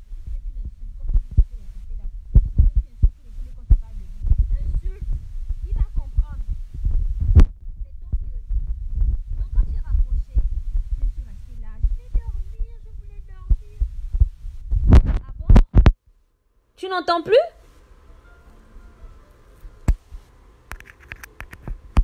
Là, tu m'entends? Allô? Vous m'entendez? Donc, ah ok. Donc, j'ai raccroché. Et puis, j'ai voulu dormir. Ça passait toujours pas. J'ai dit, merde, c'est quoi cette histoire? Et au final, je me suis agenouillée. Quand je me suis agenouillée sur le lit, j'ai juste dit, bon, écoute, toi et moi, on se parle pas. Hein? Moi, je veux juste dormir. Tu me laisses dormir, s'il te plaît. Ben, je ne peux pas vous dire à quel moment je me suis endormie. Mais je sais juste une chose. Je me suis réveillée 3 heures plus tard dans la position où j'étais à genoux. Mais je suis juste tombée sur le côté pour dormir. Et là, j'ai commencé à cogiter en me disant, qu'est-ce qui s'est passé? Comment ça se fait que je suis dans la position à genoux? Et puis, à quel moment j'ai dormi? Et j'ai essayé de réfléchir. Je me dis, non. J'étais à genoux et puis j'ai dit, laisse-moi dormir, laisse-moi tranquille, je veux dormir. Voilà, c'est tout ce que je te demande. Et je me suis endormie, je ne sais pas à quel moment. Eh bien, je peux vous jurer qu'à partir de cet instant, hein, j'ai commencé à me mettre à genoux tous les jours et lui dire, bon, écoute, toi et moi, on n'est pas amis depuis longtemps, mais franchement, moi, je vais dormir. Quand j'avais sommeil, c'était ça. À chaque fois, je lui disais ça. Et je me suis dit, et je me suis fait la promesse en sortant, je me suis dit, si je sors d'ici, quand je sortirai d'ici, j'irai à l'église. Mais au fond, moi, je me disais, à l'église. Et bon, ok, pas grave, j'irai à l'église. Et puis, je suis sortie, avec mon insistance envers le docteur par rapport à la formation. Je lui avais dit que je ne pouvais pas rater cette formation et que c'était important pour moi. Je suis sortie. Quand je suis sortie, eh ben, j'allais à l'église. Je me suis dit, quand j'étais là-bas, j'ai dit que j'irai à l'église. Donc, je vais aller. Tous les jours, j'allais à l'église. Moi, je ne vais pas vous dire que je suis une grande croyante, que vraiment ma vie, c'est Dieu par-ci, Dieu par-là. Ma bouche, c'est Dieu par... Non. D'ailleurs, vous avez remarqué mes publications. Je ne suis pas là à dire Dieu tous les jours. Non. Parce que moi, je suis réaliste. Je vais du principe que les choses qu'on a aussi dans la vie, c'est parce qu'on se bat pour les avoir. La Bible dit, aide-toi et le ciel t'aidera. Donc, moi, je me bats tous les jours pour ma vie. Maintenant, je ne vais pas nier le fait que Dieu est avec moi, Dieu m'accompagne. Dans tout ce que je fais, forcément, Dieu est là. C'est lui qui m'a créé, c'est lui qui sait... Voilà. Et si je suis passée par toutes ces épreuves, c'est parce que peut-être qu'il a forcément... C'était le livre de ma vie. Mais j'estime aussi que certaines erreurs qu'on fait dans notre vie, c'est pas Dieu. C'est pas Dieu. Certaines erreurs qu'on fait dans notre vie, c'est nous qui faisons le choix de faire des erreurs. Les gens qui font du mal, c'est pas Dieu qui les envoie. C'est parce qu'ils font le choix d'être mauvais. Et c'est pas le diable non plus. Moi, je vais du principe que le diable, c'est pas le petit truc qu'on dit Satan avec les oreilles pointues et la queue. Le diable, c'est l'être humain comme nous qui décide qui veut faire du mal à l'autre. Donc, quand je suis sortie de la clinique, moi, je suis partie à l'église. Je partais à l'église tous les jours. Tous les après-midi. Mais je foutais rien. J'avais que ça à faire. Donc, au lieu de rester à la maison, je partais à l'église. Tous les après-midi. Je partais à l'église. Non pas parce que j'allais forcément prier ou quoi que ce soit. Non. Parce que je passais tout mon après-midi assise devant la Vierge. Devant la statue de la Vierge. Et je ne sais pas par quel miracle. Où ce sont les médicaments. Mais moi, j'estime que ce n'était pas les médicaments. J'avais l'impression, quand je partais à l'église, je m'asseyais devant la Vierge. Et au fond de moi, je parlais à la Vierge. En lui disant... J'avais des conversations de folle, en fait, un peu. Du genre, je lui parlais de mes problèmes. Je lui disais, voilà, tu te rends compte, voilà, ça. Comment ça se fait, comment je me suis retrouvée dans une maladie pareille, non. Et des fois, quand j'étais bloquée, j'avais une impasse, eh ben, je me retrouvais à lui poser des questions. Et le plus drôle, si on peut dire ça, c'est que j'avais l'impression qu'elle me répondait, en fait. J'avais l'impression que chaque fois que je posais une question, quelqu'un me répondait. Dans ma tête, j'avais la réponse. Quand j'étais bloquée sur un truc, je parlais et j'avais l'impression d'avoir un échange avec la Vierge. J'avais l'impression que la statue en face de moi, était en train de me répondre. Et des fois, je me disais, c'est pas les médicaments qui me font ça. Je suis pas en train de devenir folle par hasard, avoir le sentiment que quelqu'un en face de moi est en train de me répondre. Et j'avais l'impression d'avoir une présence. Je sentais une présence. Je sentais cette présence. J'avais l'impression que la Vierge, la statue qui était en face de moi, avait une certaine vie. Elle répondait à mes questions. Qu'elle m'écoutait. Et plus j'y allais, et plus j'avais ce sentiment. Du coup, tous mes après-midi, je les passais à l'église. Je passais mes après-midi toute seule dans l'église, assise, devant la statue de la Sainte Vierge. Et j'étais là. Et dans ma tête, je parlais. Parce que quand je parlais un peu à haute voix, on entendait, il y avait du bruit. Je disais non, pas envie. On va me prendre pour une folle, même si je suis à l'église. Du coup, je parlais dans ma tête. Et quand je parlais dans ma tête, je fixais la Vierge. Et j'avais vraiment l'impression que j'avais une conversation avec quelqu'un. Et je vais pas mentir, hein, ça m'a aidé. Ça m'a aidé et ça m'apaisait même. Parce que quand je sortais de là, je me sentais apaisée. Je rentrais chez moi. Le lendemain, je refaisais ça. Je faisais ça.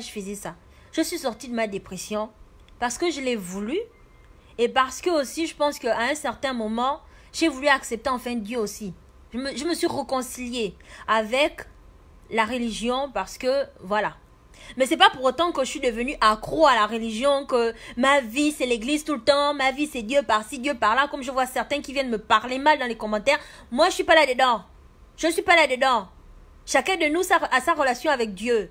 Moi, actuellement, je ne vais pas dire que Dieu n'existe pas parce que je me suis réconciliée avec ça. Je ne suis plus au stade où je n'y croyais plus. Je me suis réconciliée avec Dieu. Mais dire que moi, là, ma vie ou ma bouche, là, c'est pour dire partout, Dieu par-ci, Dieu par-là, non. C'est pas mon rôle. Pas mon rôle. Il y a des gens qui sont faits pour ça. Moi, je sais que mon rôle, c'est pas ça. Mon rôle, c'est pas d'aller vanter les mérites de Dieu. Parce que c'est pas mon rôle. Je suis pas là pour aller dire tous les versets de la Bible aux gens. C'est pas mon rôle. Il y en a qui sont faits pour ça. Il y en a qui ont le don pour ça. Moi, j'ai pas le don pour ça. Mais je sais une chose. Dieu existe et Dieu existe dans ma vie. Ma relation avec Dieu me regarde. C'est tout. C'est pourquoi quand les gens, tu vas commenter un truc, les gens viennent te prendre la tête parce que tu ne veux pas aller dans leur sens en disant que Dieu fait ci, Dieu fait ça, on te dit va lire la Bible, tu comprendras mieux. Moi, je m'en fous, je suis pas là-dedans. Je sais une chose, dans ma vie, Dieu m'a montré plusieurs fois qu'il était avec moi. Parce que dans ma vie, j'ai eu beaucoup d'expériences. J'ai beaucoup d'expériences qui m'ont montré que Dieu existait, qui m'ont montré que Dieu était avec moi. Donc, je n'ai pas besoin que quelqu'un vienne me rappeler que Dieu existe, Dieu comme ci, Dieu comme ça, va à l'église tous les jours ou quoi que ce soit. Je ne vais pas à l'église tous les jours, je ne vais pas à l'église tous les dimanches. Mais je sais que Dieu existe. Parce que il m'a montré plusieurs fois qu'il était avec moi. J'ai eu des expériences qui m'ont montré que Dieu est avec moi. Merci de la vida.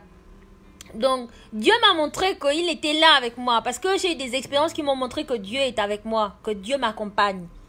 Je n'ai pas besoin que quelqu'un vienne me préciser ça. Que oui, va lire la Bible tous les jours. Va faire comme ci ou va faire comme ça. Non, je n'ai pas besoin. Je sais aussi une chose. C'est que quand je suis sortie des mauvais pas que j'ai eu dans ma vie. C'est parce que moi-même je l'ai aussi décidé. Parce qu'il faut pas se le mentir. Dieu nous aide. Mais si toi tu ne t'aides pas, Dieu va t'aider en quoi? C'est pas Dieu qui va te soulever.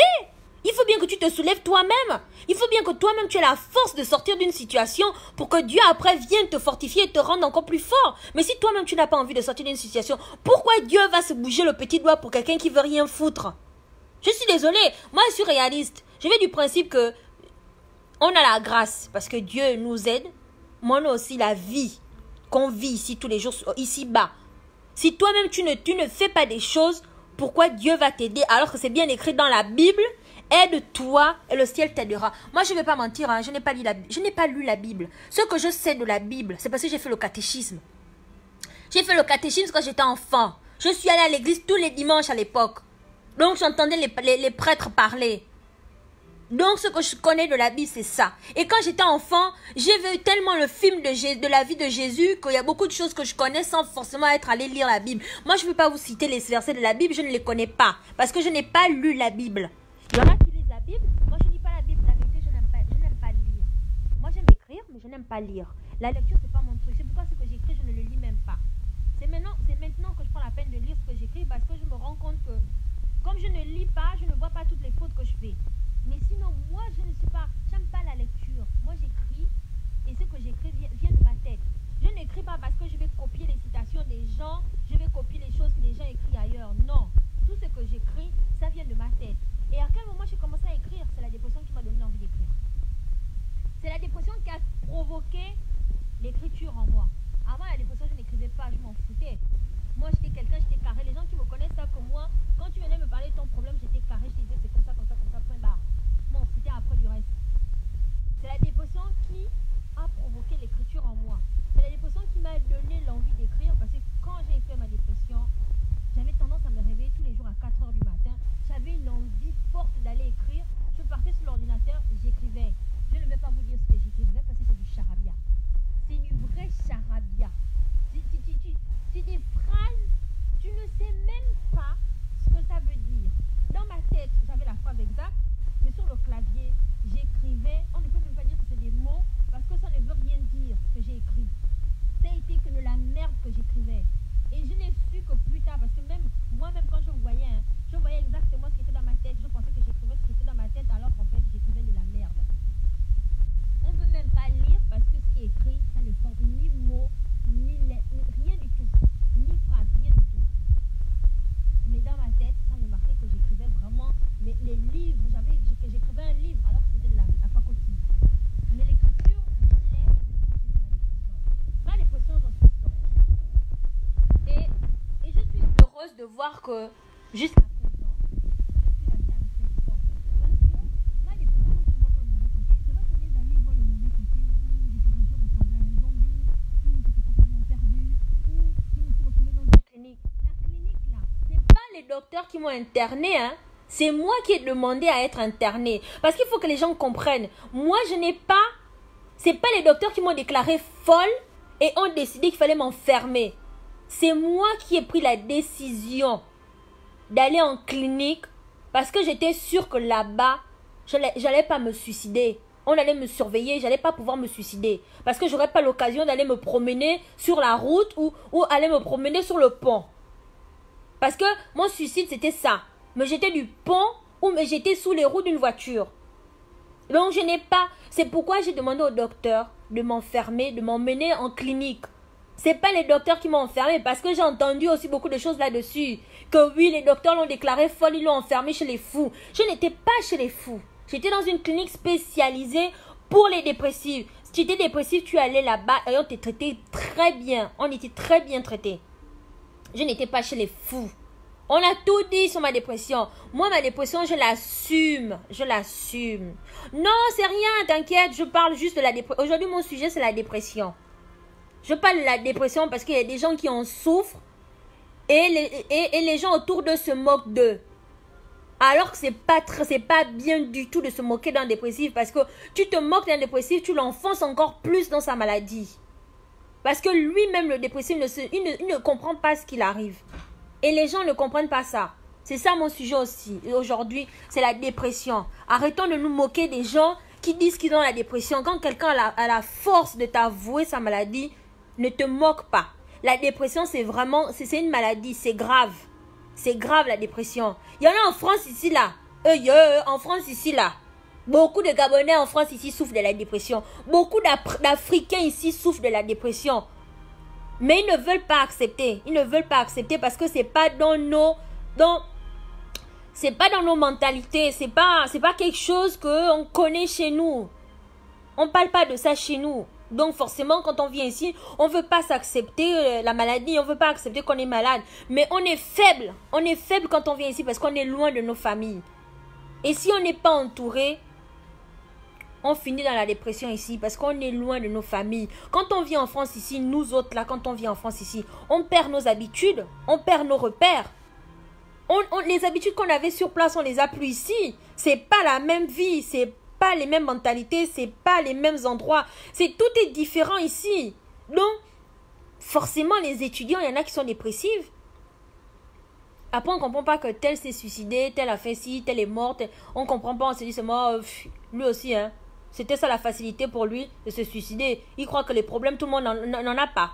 Tout le monde a des problèmes, mais il y en a qui supportent pas. Il y en a qui sont faibles face à leurs problèmes parce que ça leur dépasse. Il y en a qui ont des problèmes graves. Il y en a qui vivent des moments difficiles. On les voit sourire. C'est pourquoi Facebook, là, on connaît Facebook. Vous aimez vous mentir sur Facebook, vous mentez vos vies sur Facebook, alors que dans la réalité, vous souffrez. Vous souffrez, on sait. Faut pas mentir, on sait. Mais donc voilà, c'était ça aujourd'hui. Je voulais juste vous parler de ça parce que je vois bien qu'il y a des gens qui souffrent. Moi, on se moque d'eux. Moi, on s'est moqué de moi. Tout le monde s'est moqué de moi. Qui s'est pas moqué de moi? Qui s'est pas moqué de moi? Sans gêne. Il y en a même qui se sont moqués de moi là, il n'y a pas si longtemps. Qui ont voulu utiliser ça pour m'affaiblir. M'affaiblir? Vous croyez qu'après ce que j'ai eu là, après c'est déjà, rien que la dépression c'est juste une partie de ma vie. Hein. Et la dépression, moi je n'en garde pas un mauvais souvenir. Au contraire, j'en garde un très bon souvenir.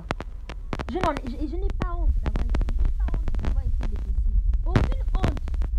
Je n'ai pas honte. Je ne vois pas l'utilité. Pourquoi j'aurais honte de ma situation? C'est l'histoire de ma vie. Je n'ai pas honte. Et la dépression n'est rien d'autre qu'un petit carré dans comment dire? C'est un morceau de puzzle dans le gros puzzle de ma vie. Parce que la dépression n'est pas la seule chose que j'ai vécue dans ma vie. Mais la dépression ne m'a pas rendue faible. Au contraire, la dépression m'a montré jusqu'où je pouvais être faible, mais ça m'a montré aussi à quel point je pouvais être forte. C'est pourquoi dans ma tête, je retiens juste le côté où la dépression m'a montré ma force. Une force que je ne connaissais pas.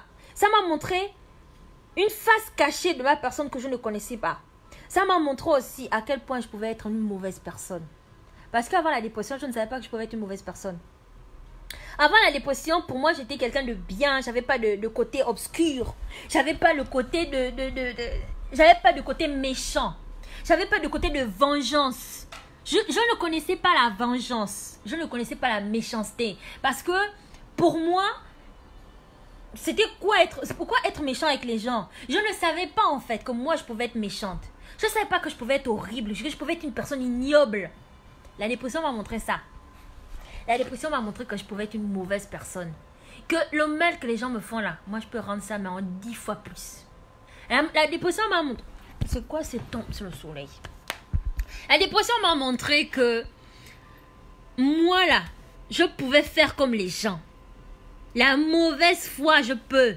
La méchanceté, je peux. Quand j'étais dépressive, je l'ai fait. J'ai fait. Mais quand j'ai fait, je n'ai pas vu le plaisir que ça m'a procuré d'être une mauvaise personne. Au contraire, ça m'a juste montré que ça n'intéresse pas. C'est pas toi ça.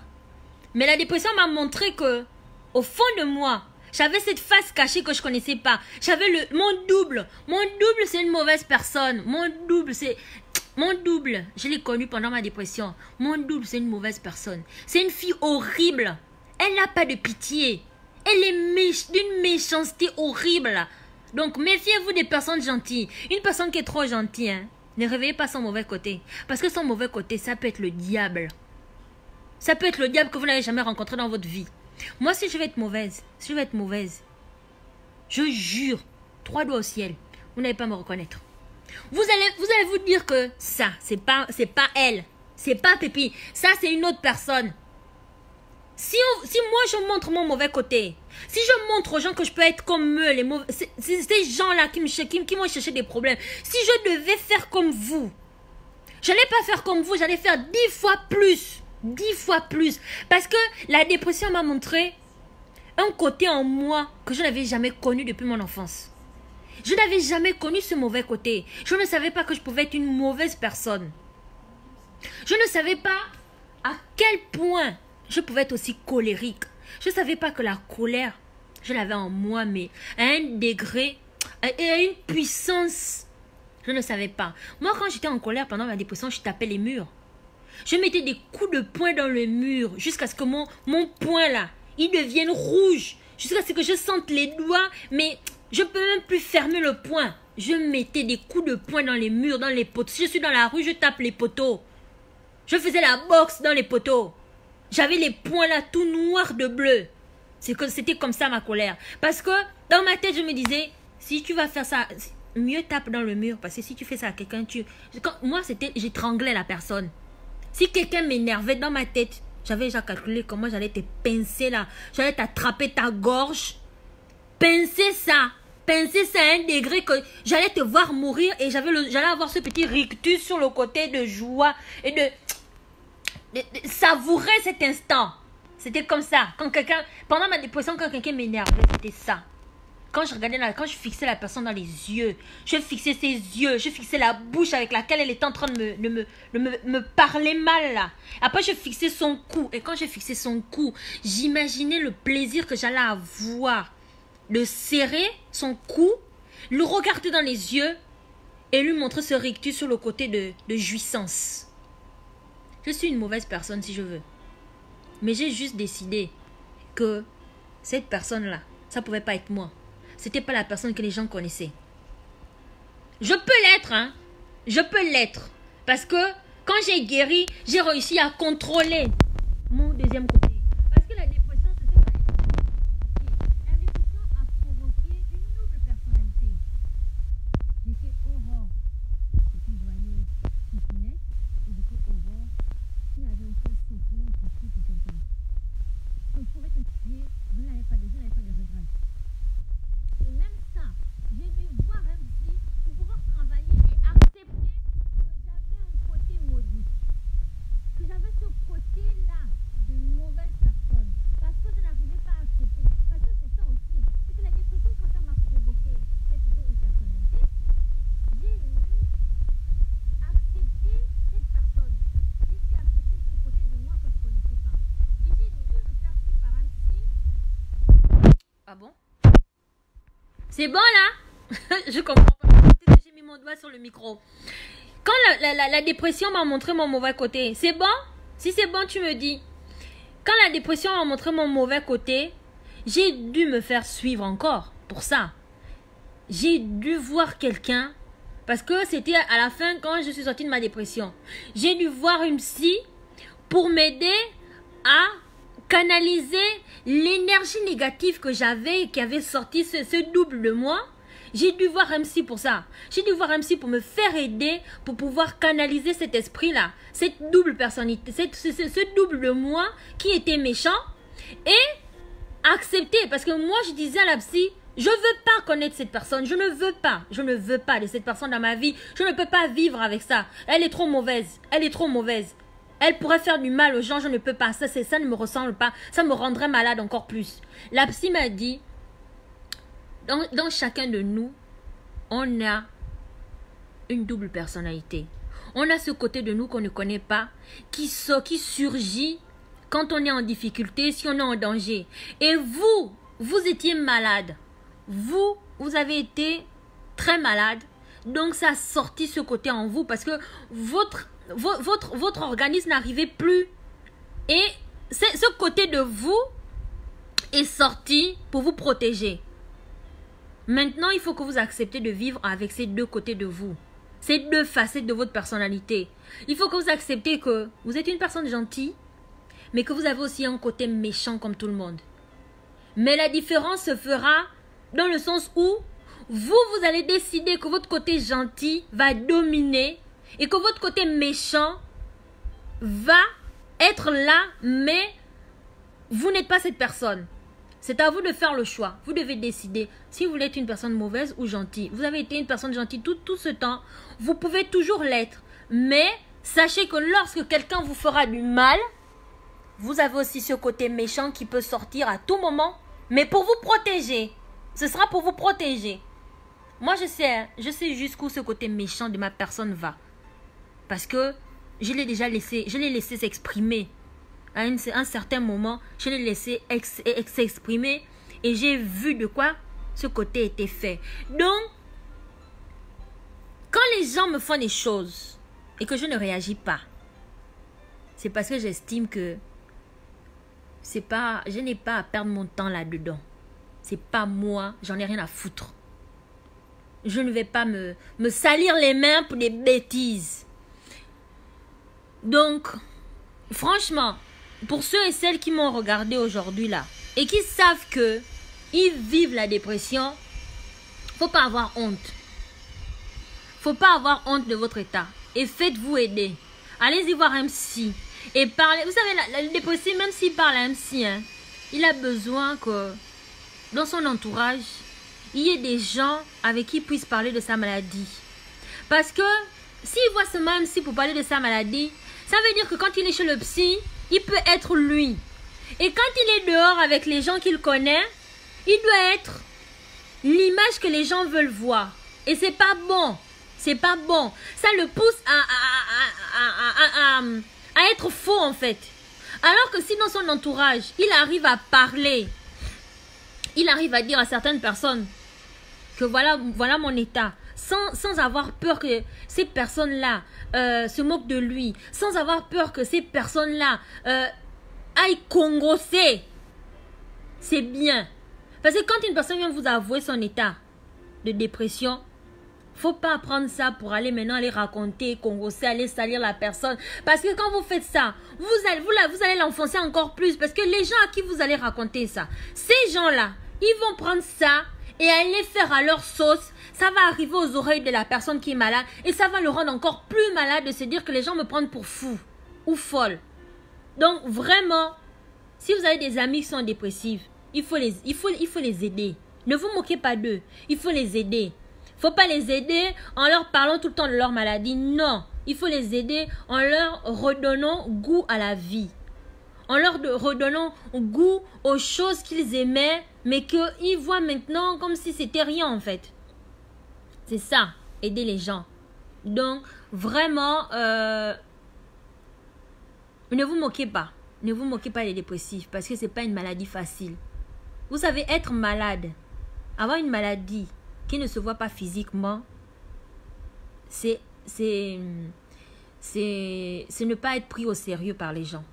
Parce que pour que les gens te croient quand tu dis que tu es malade, il faut que physiquement, on te voit dans un état, mais oh là là, oh là là. Là, quand on te voit dans l'état physique mal, là, tout le monde va croire que tu es malade. Mais quand c'est une maladie mentale, quand c'est mental, c'est émotionnel, c'est plus grave que le physique. Hein. Donc, vraiment, ne vous moquez pas des dépressifs. Il faut aider les dépressifs. Il faut vraiment aider les dépressifs. Et il faut pas non plus les forcer à faire des choses s'ils n'ont pas forcément envie de les faire.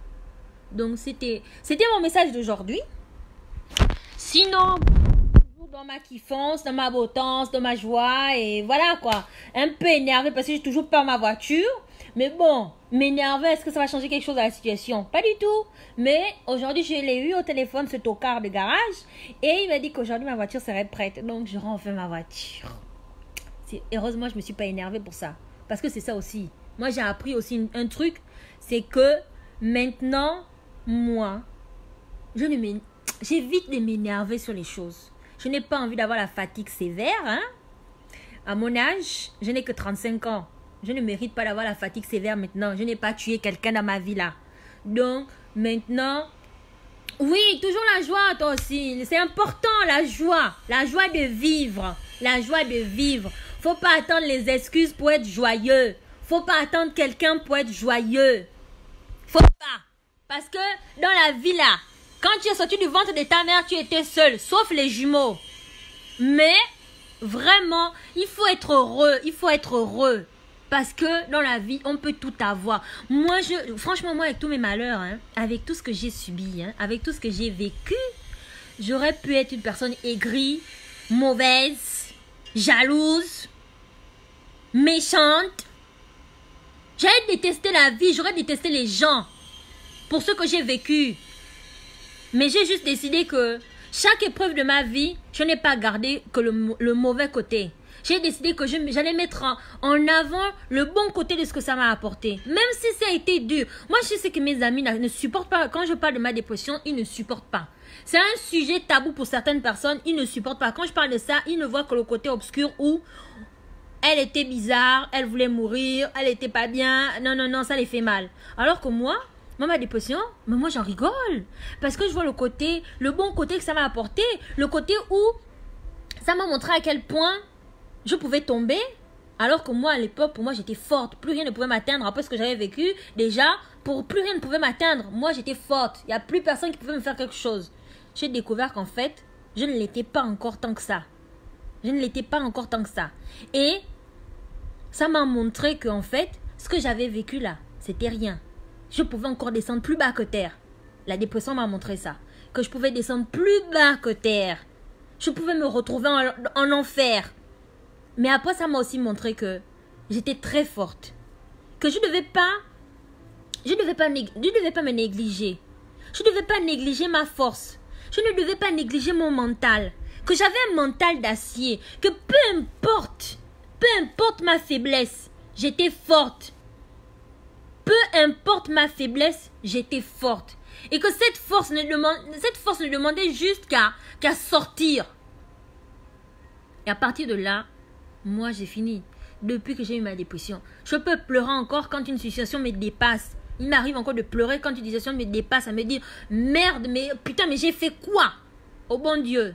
Je vais pleurer. Mais après, quand je finis de pleurer, je redeviens positive et je me dis, est-ce que quand tu fais tout ça là, tu t'es jeté au sol, là, ça a changé quelque chose à la situation? Est-ce que quand tu as pleuré, ça a changé quelque chose à la situation? Maintenant, pleurer, il ne faut pas s'interdire de pleurer si ça peut t'aider à évacuer la pression qu'il y a en toi. Parce que la pression qu'on a en nous, il ne faut pas la garder. Il faut l'évacuer pour éviter l'AVC. Il faut éviter les fatigues sévères. Tu pleures. Mais quand tu as fini de pleurer, sors de ta situation. Mais si tu restes dans cette situation, c'est que tu le veux. Si tu n'aimes pas la situation dans laquelle tu es, tu te sors de la situation. C'est tout. Quand tu as fini de pleurer, tu reprends tes esprits, tu redeviens positif. Quand on est positif, les solutions viennent à nous. Quand on est négatif, il n'y a aucune solution. On ne voit pas les solutions et les solutions ne viennent pas à nous. Mais si tu es positif, malgré le problème que tu as, tu vas pleurer, tu vas te lamenter et puis après tu te dis, bon merde, j'ai pleuré, je me suis lamentée, est-ce que ça a changé quelque chose dans ma situation? Non. Bon maintenant, c'est la vie, on continue. Là, les solutions viennent à toi. Des fois, même tu n'as pas besoin de réfléchir. Hein. Les solutions se présentent à toi comme ça, tu te dis, ah ben oui, je vais faire ça. Ah ben oui, je peux faire ça. Ah ben oui, je peux faire ça. Donc, c'est bon. Moi, j'ai vu à quel point je pouvais être forte. Et depuis, malgré mes malheurs, je finis par me rappeler que tu avais vécu ça, tu as fini par sortir de là. Pourquoi tu te prends la tête? C'est bon, tu as fini de pleurer là, ça suffit maintenant. Je sors de là et puis je continue ma vie. Parce que je sais que ma vie, elle est encore longue. La vie, elle paraît courte, hein. Elle paraît longue, mais elle est courte. Comme elle paraît courte, mais elle est longue. Donc, si tu t'arrêtes déjà là, comment tu continues pour la suite? Moi, je sais que j'ai encore Moi, je sais que j'ai encore beaucoup de choses que je vais vivre. J'ai encore beaucoup de malheurs que je vais vivre dans ma vie. Je sais que j'ai beaucoup de souffrances que je vais encore vivre dans ma vie. Comme je vais vivre aussi beaucoup de joie. Je vais vivre beaucoup d'amour. Mais je vivrai aussi beaucoup de peine encore. Beaucoup de souffrance encore. Je vais avoir beaucoup de maux encore. Mais si je tombe maintenant, comment je vais affronter je vais affronter la suite? Comment je vais affronter la suite? Donc, je décide tout simplement que voilà, la vie est belle. Quoi qu'il arrive, la vie est belle. Et puis, je n'ai pas à avoir peur. Je n'ai pas à avoir peur. Parce que si je dois mourir, je vais mourir. Moi, je n'ai plus peur de la mort. La seule chose qui me fait peur dans la mort, c'est de me dire, comme ma mère me le disait, j'espère que quand je vais mourir, tu seras déjà grande, tu sauras te débrouiller déjà toute seule. Et c'est la seule chose que moi je souhaite. Mourir quand mes enfants seront capables de se débrouiller eux-mêmes. Quand ils seront majeurs et qu'ils pourront eux-mêmes subvenir à leurs besoins. C'est tout. C'est tout. Sinon, à part ça, je n'ai pas peur. Je n'ai pas peur parce que j'ai traversé des choses qui m'ont mené à la mort, qui m'ont fait voir c'est quoi la mort. Et je ne vois pas pourquoi maintenant je vais encore avoir peur de ça. Mais je sais une chose, je suis forte. Je suis forte. J'estime moi-même que je suis forte. Je suis forte et je n'ai plus peur. Les gens peuvent me faire des choses. La vie peut me faire des choses. Mais je sais au fond de moi que je suis forte. Ma force, personne ne peut me l'enlever. La seule personne qui peut me l'enlever, c'est Dieu. C'est tout. Mais personne ne peut me l'enlever. Un être qui a été fait de chair et de sang comme moi, que Dieu a créé là, qui a été fait de chair et de sang comme moi, va me faire quelque chose. Et et puis c'est fini ma vie. Bah non, très cher. Non. Tu peux faire ce que tu veux. Toi et moi, on est pareil. On a le sang. On a été fait de chair et de sang. Donc, la force que tu prétends avoir là, moi aussi j'ai la même force. Moi aussi j'ai la même force. Donc, il faut vivre vos vies. Vivez vos vies. Personne n'est à l'abri de la dépression. Hein? Personne. Ne croyez pas que parce que vous êtes fort, vous êtes à l'abri de la dépression. Parce que tu as tout dans ta vie, tu es à l'abri de la dépression. Tu n'es pas à l'abri de la dépression. Tu n'es pas à l'abri d'une dépression. Personne, je dis bien personne n'est à l'abri de la dépression. Parce que la dépression, quand ça vient à toi, là, ça ne t'avertit pas. Quand ça vient, là, tu ne sais même pas que tu es dépressive. Hein. Des fois, tu es dépressive, tu ne sais pas que tu es dépressive. C'est quand tu vas aller voir un docteur en disant « Je ne suis pas très bien, je me sens pas trac, voilà. » Et le docteur va te dire « Je vais vous donner quelque chose qui va vous aider à aller mieux. » La phrase, là. Parce que des fois, il vous donne les antidépresseurs sans vous dire. Hein. Moi, c'est ce que le docteur m'a fait. Il m'a donné l'antidépresseur sans me dire que c'était l'antidépresseur. Il m'a dit, je vais vous donner quelque chose qui va vous aider à aller mieux. Rappelez-moi dans 15 jours si vous voyez que, voilà, y a un changement ou quoi. J'ai su que je prenais les antidépresseurs, c'est quand j'ai commencé à sentir comme c'était bizarre. Je me sentais pas très bien. Et là, j'ai lu la notice. Quand j'ai lu la notice, j'ai vu antidépresseurs. J'ai lu effets indésirables. Moi, quand je prends les médicaments, je vais toujours lire les effets indésirables. J'ai vu les effets indésirables. C'était exactement ce que je ressentais. Donc, faites attention. C'est tout ce que j'avais à vous dire aujourd'hui. Soyez forts. Ayez confiance en vous. Et ne vous prenez pas la tête à vous rendre malade à cause des gens. Et si vous avez des gens qui sont autour de vous, que vous voyez que c'est vraiment des personnes qui vous respectent, vous pouvez leur dire que vous êtes malade. Mais si vous voyez que c'est pas... Et vous, vraiment, si vous respectez une personne, si vous respectez et estimez la personne, si elle vient vous dire qu'elle est dépressive, écoutez la personne, aidez la personne, demandez-lui comment vous pouvez l'aider, mais ne vous moquez pas de la personne. Et ne prenez pas sa maladie comme un sujet de débat pour aller se moquer de la personne. Ne prenez pas ça à la légère parce que vous pouvez être responsable, vous à qui elle est venue parler, qui est allé raconter et vous vous êtes moqué là. Vous pouvez être responsable de la mort de la personne parce que elle aura tellement mal d'être venue vous parler qu'elle voit que vous êtes allé vous moquer d'elle, elle va se suicider. Et ce sera vous qui serez responsable. Donc, je vous fais la bise. Et puis, je vous dis de rester toujours dans la kiffance, la bottance, quoi. Trop de bottance, trop de kiffance en moi, là. Je sais même plus quoi en faire, quoi. Vraiment, fou. Ça coule, ça glisse.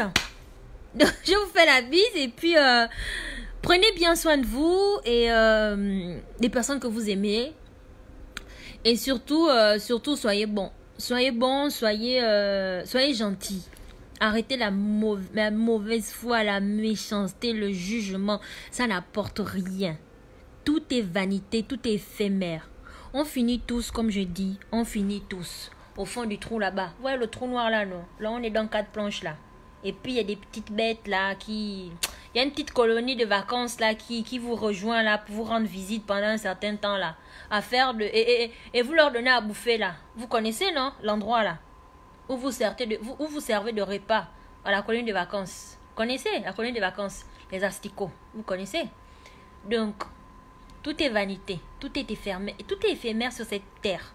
Donc, arrêtez de faire les mauvais. Arrêtez d'être mauvais avec les gens. Arrêtez la mauvaise foi, la méchanceté gratuite. Arrêtez ça. Et soyez bons. Parce que on finit tous dans le trou. Le petit trou, le trou noir là. On finit tous dedans. Que tu sois riche ou pauvre. On finit tous dans le trou. Même si tu es dans le cercueil d'1 million et l'autre, il est dans le cercueil en contreplaqué, c'est les mêmes asticots là qui nous bouffent en bas là-bas. Ils ne font pas la différence. Ils ne font aucune différence. Vous êtes le repas, point barre. Donc calmons-nous. Et puis restons forts. Restons forts. Moi je vous fais la bise. Hein. Je vous dis au revoir. J'ai fini avec vous aujourd'hui sur mon débat de la dépression. C'est un vrai débat.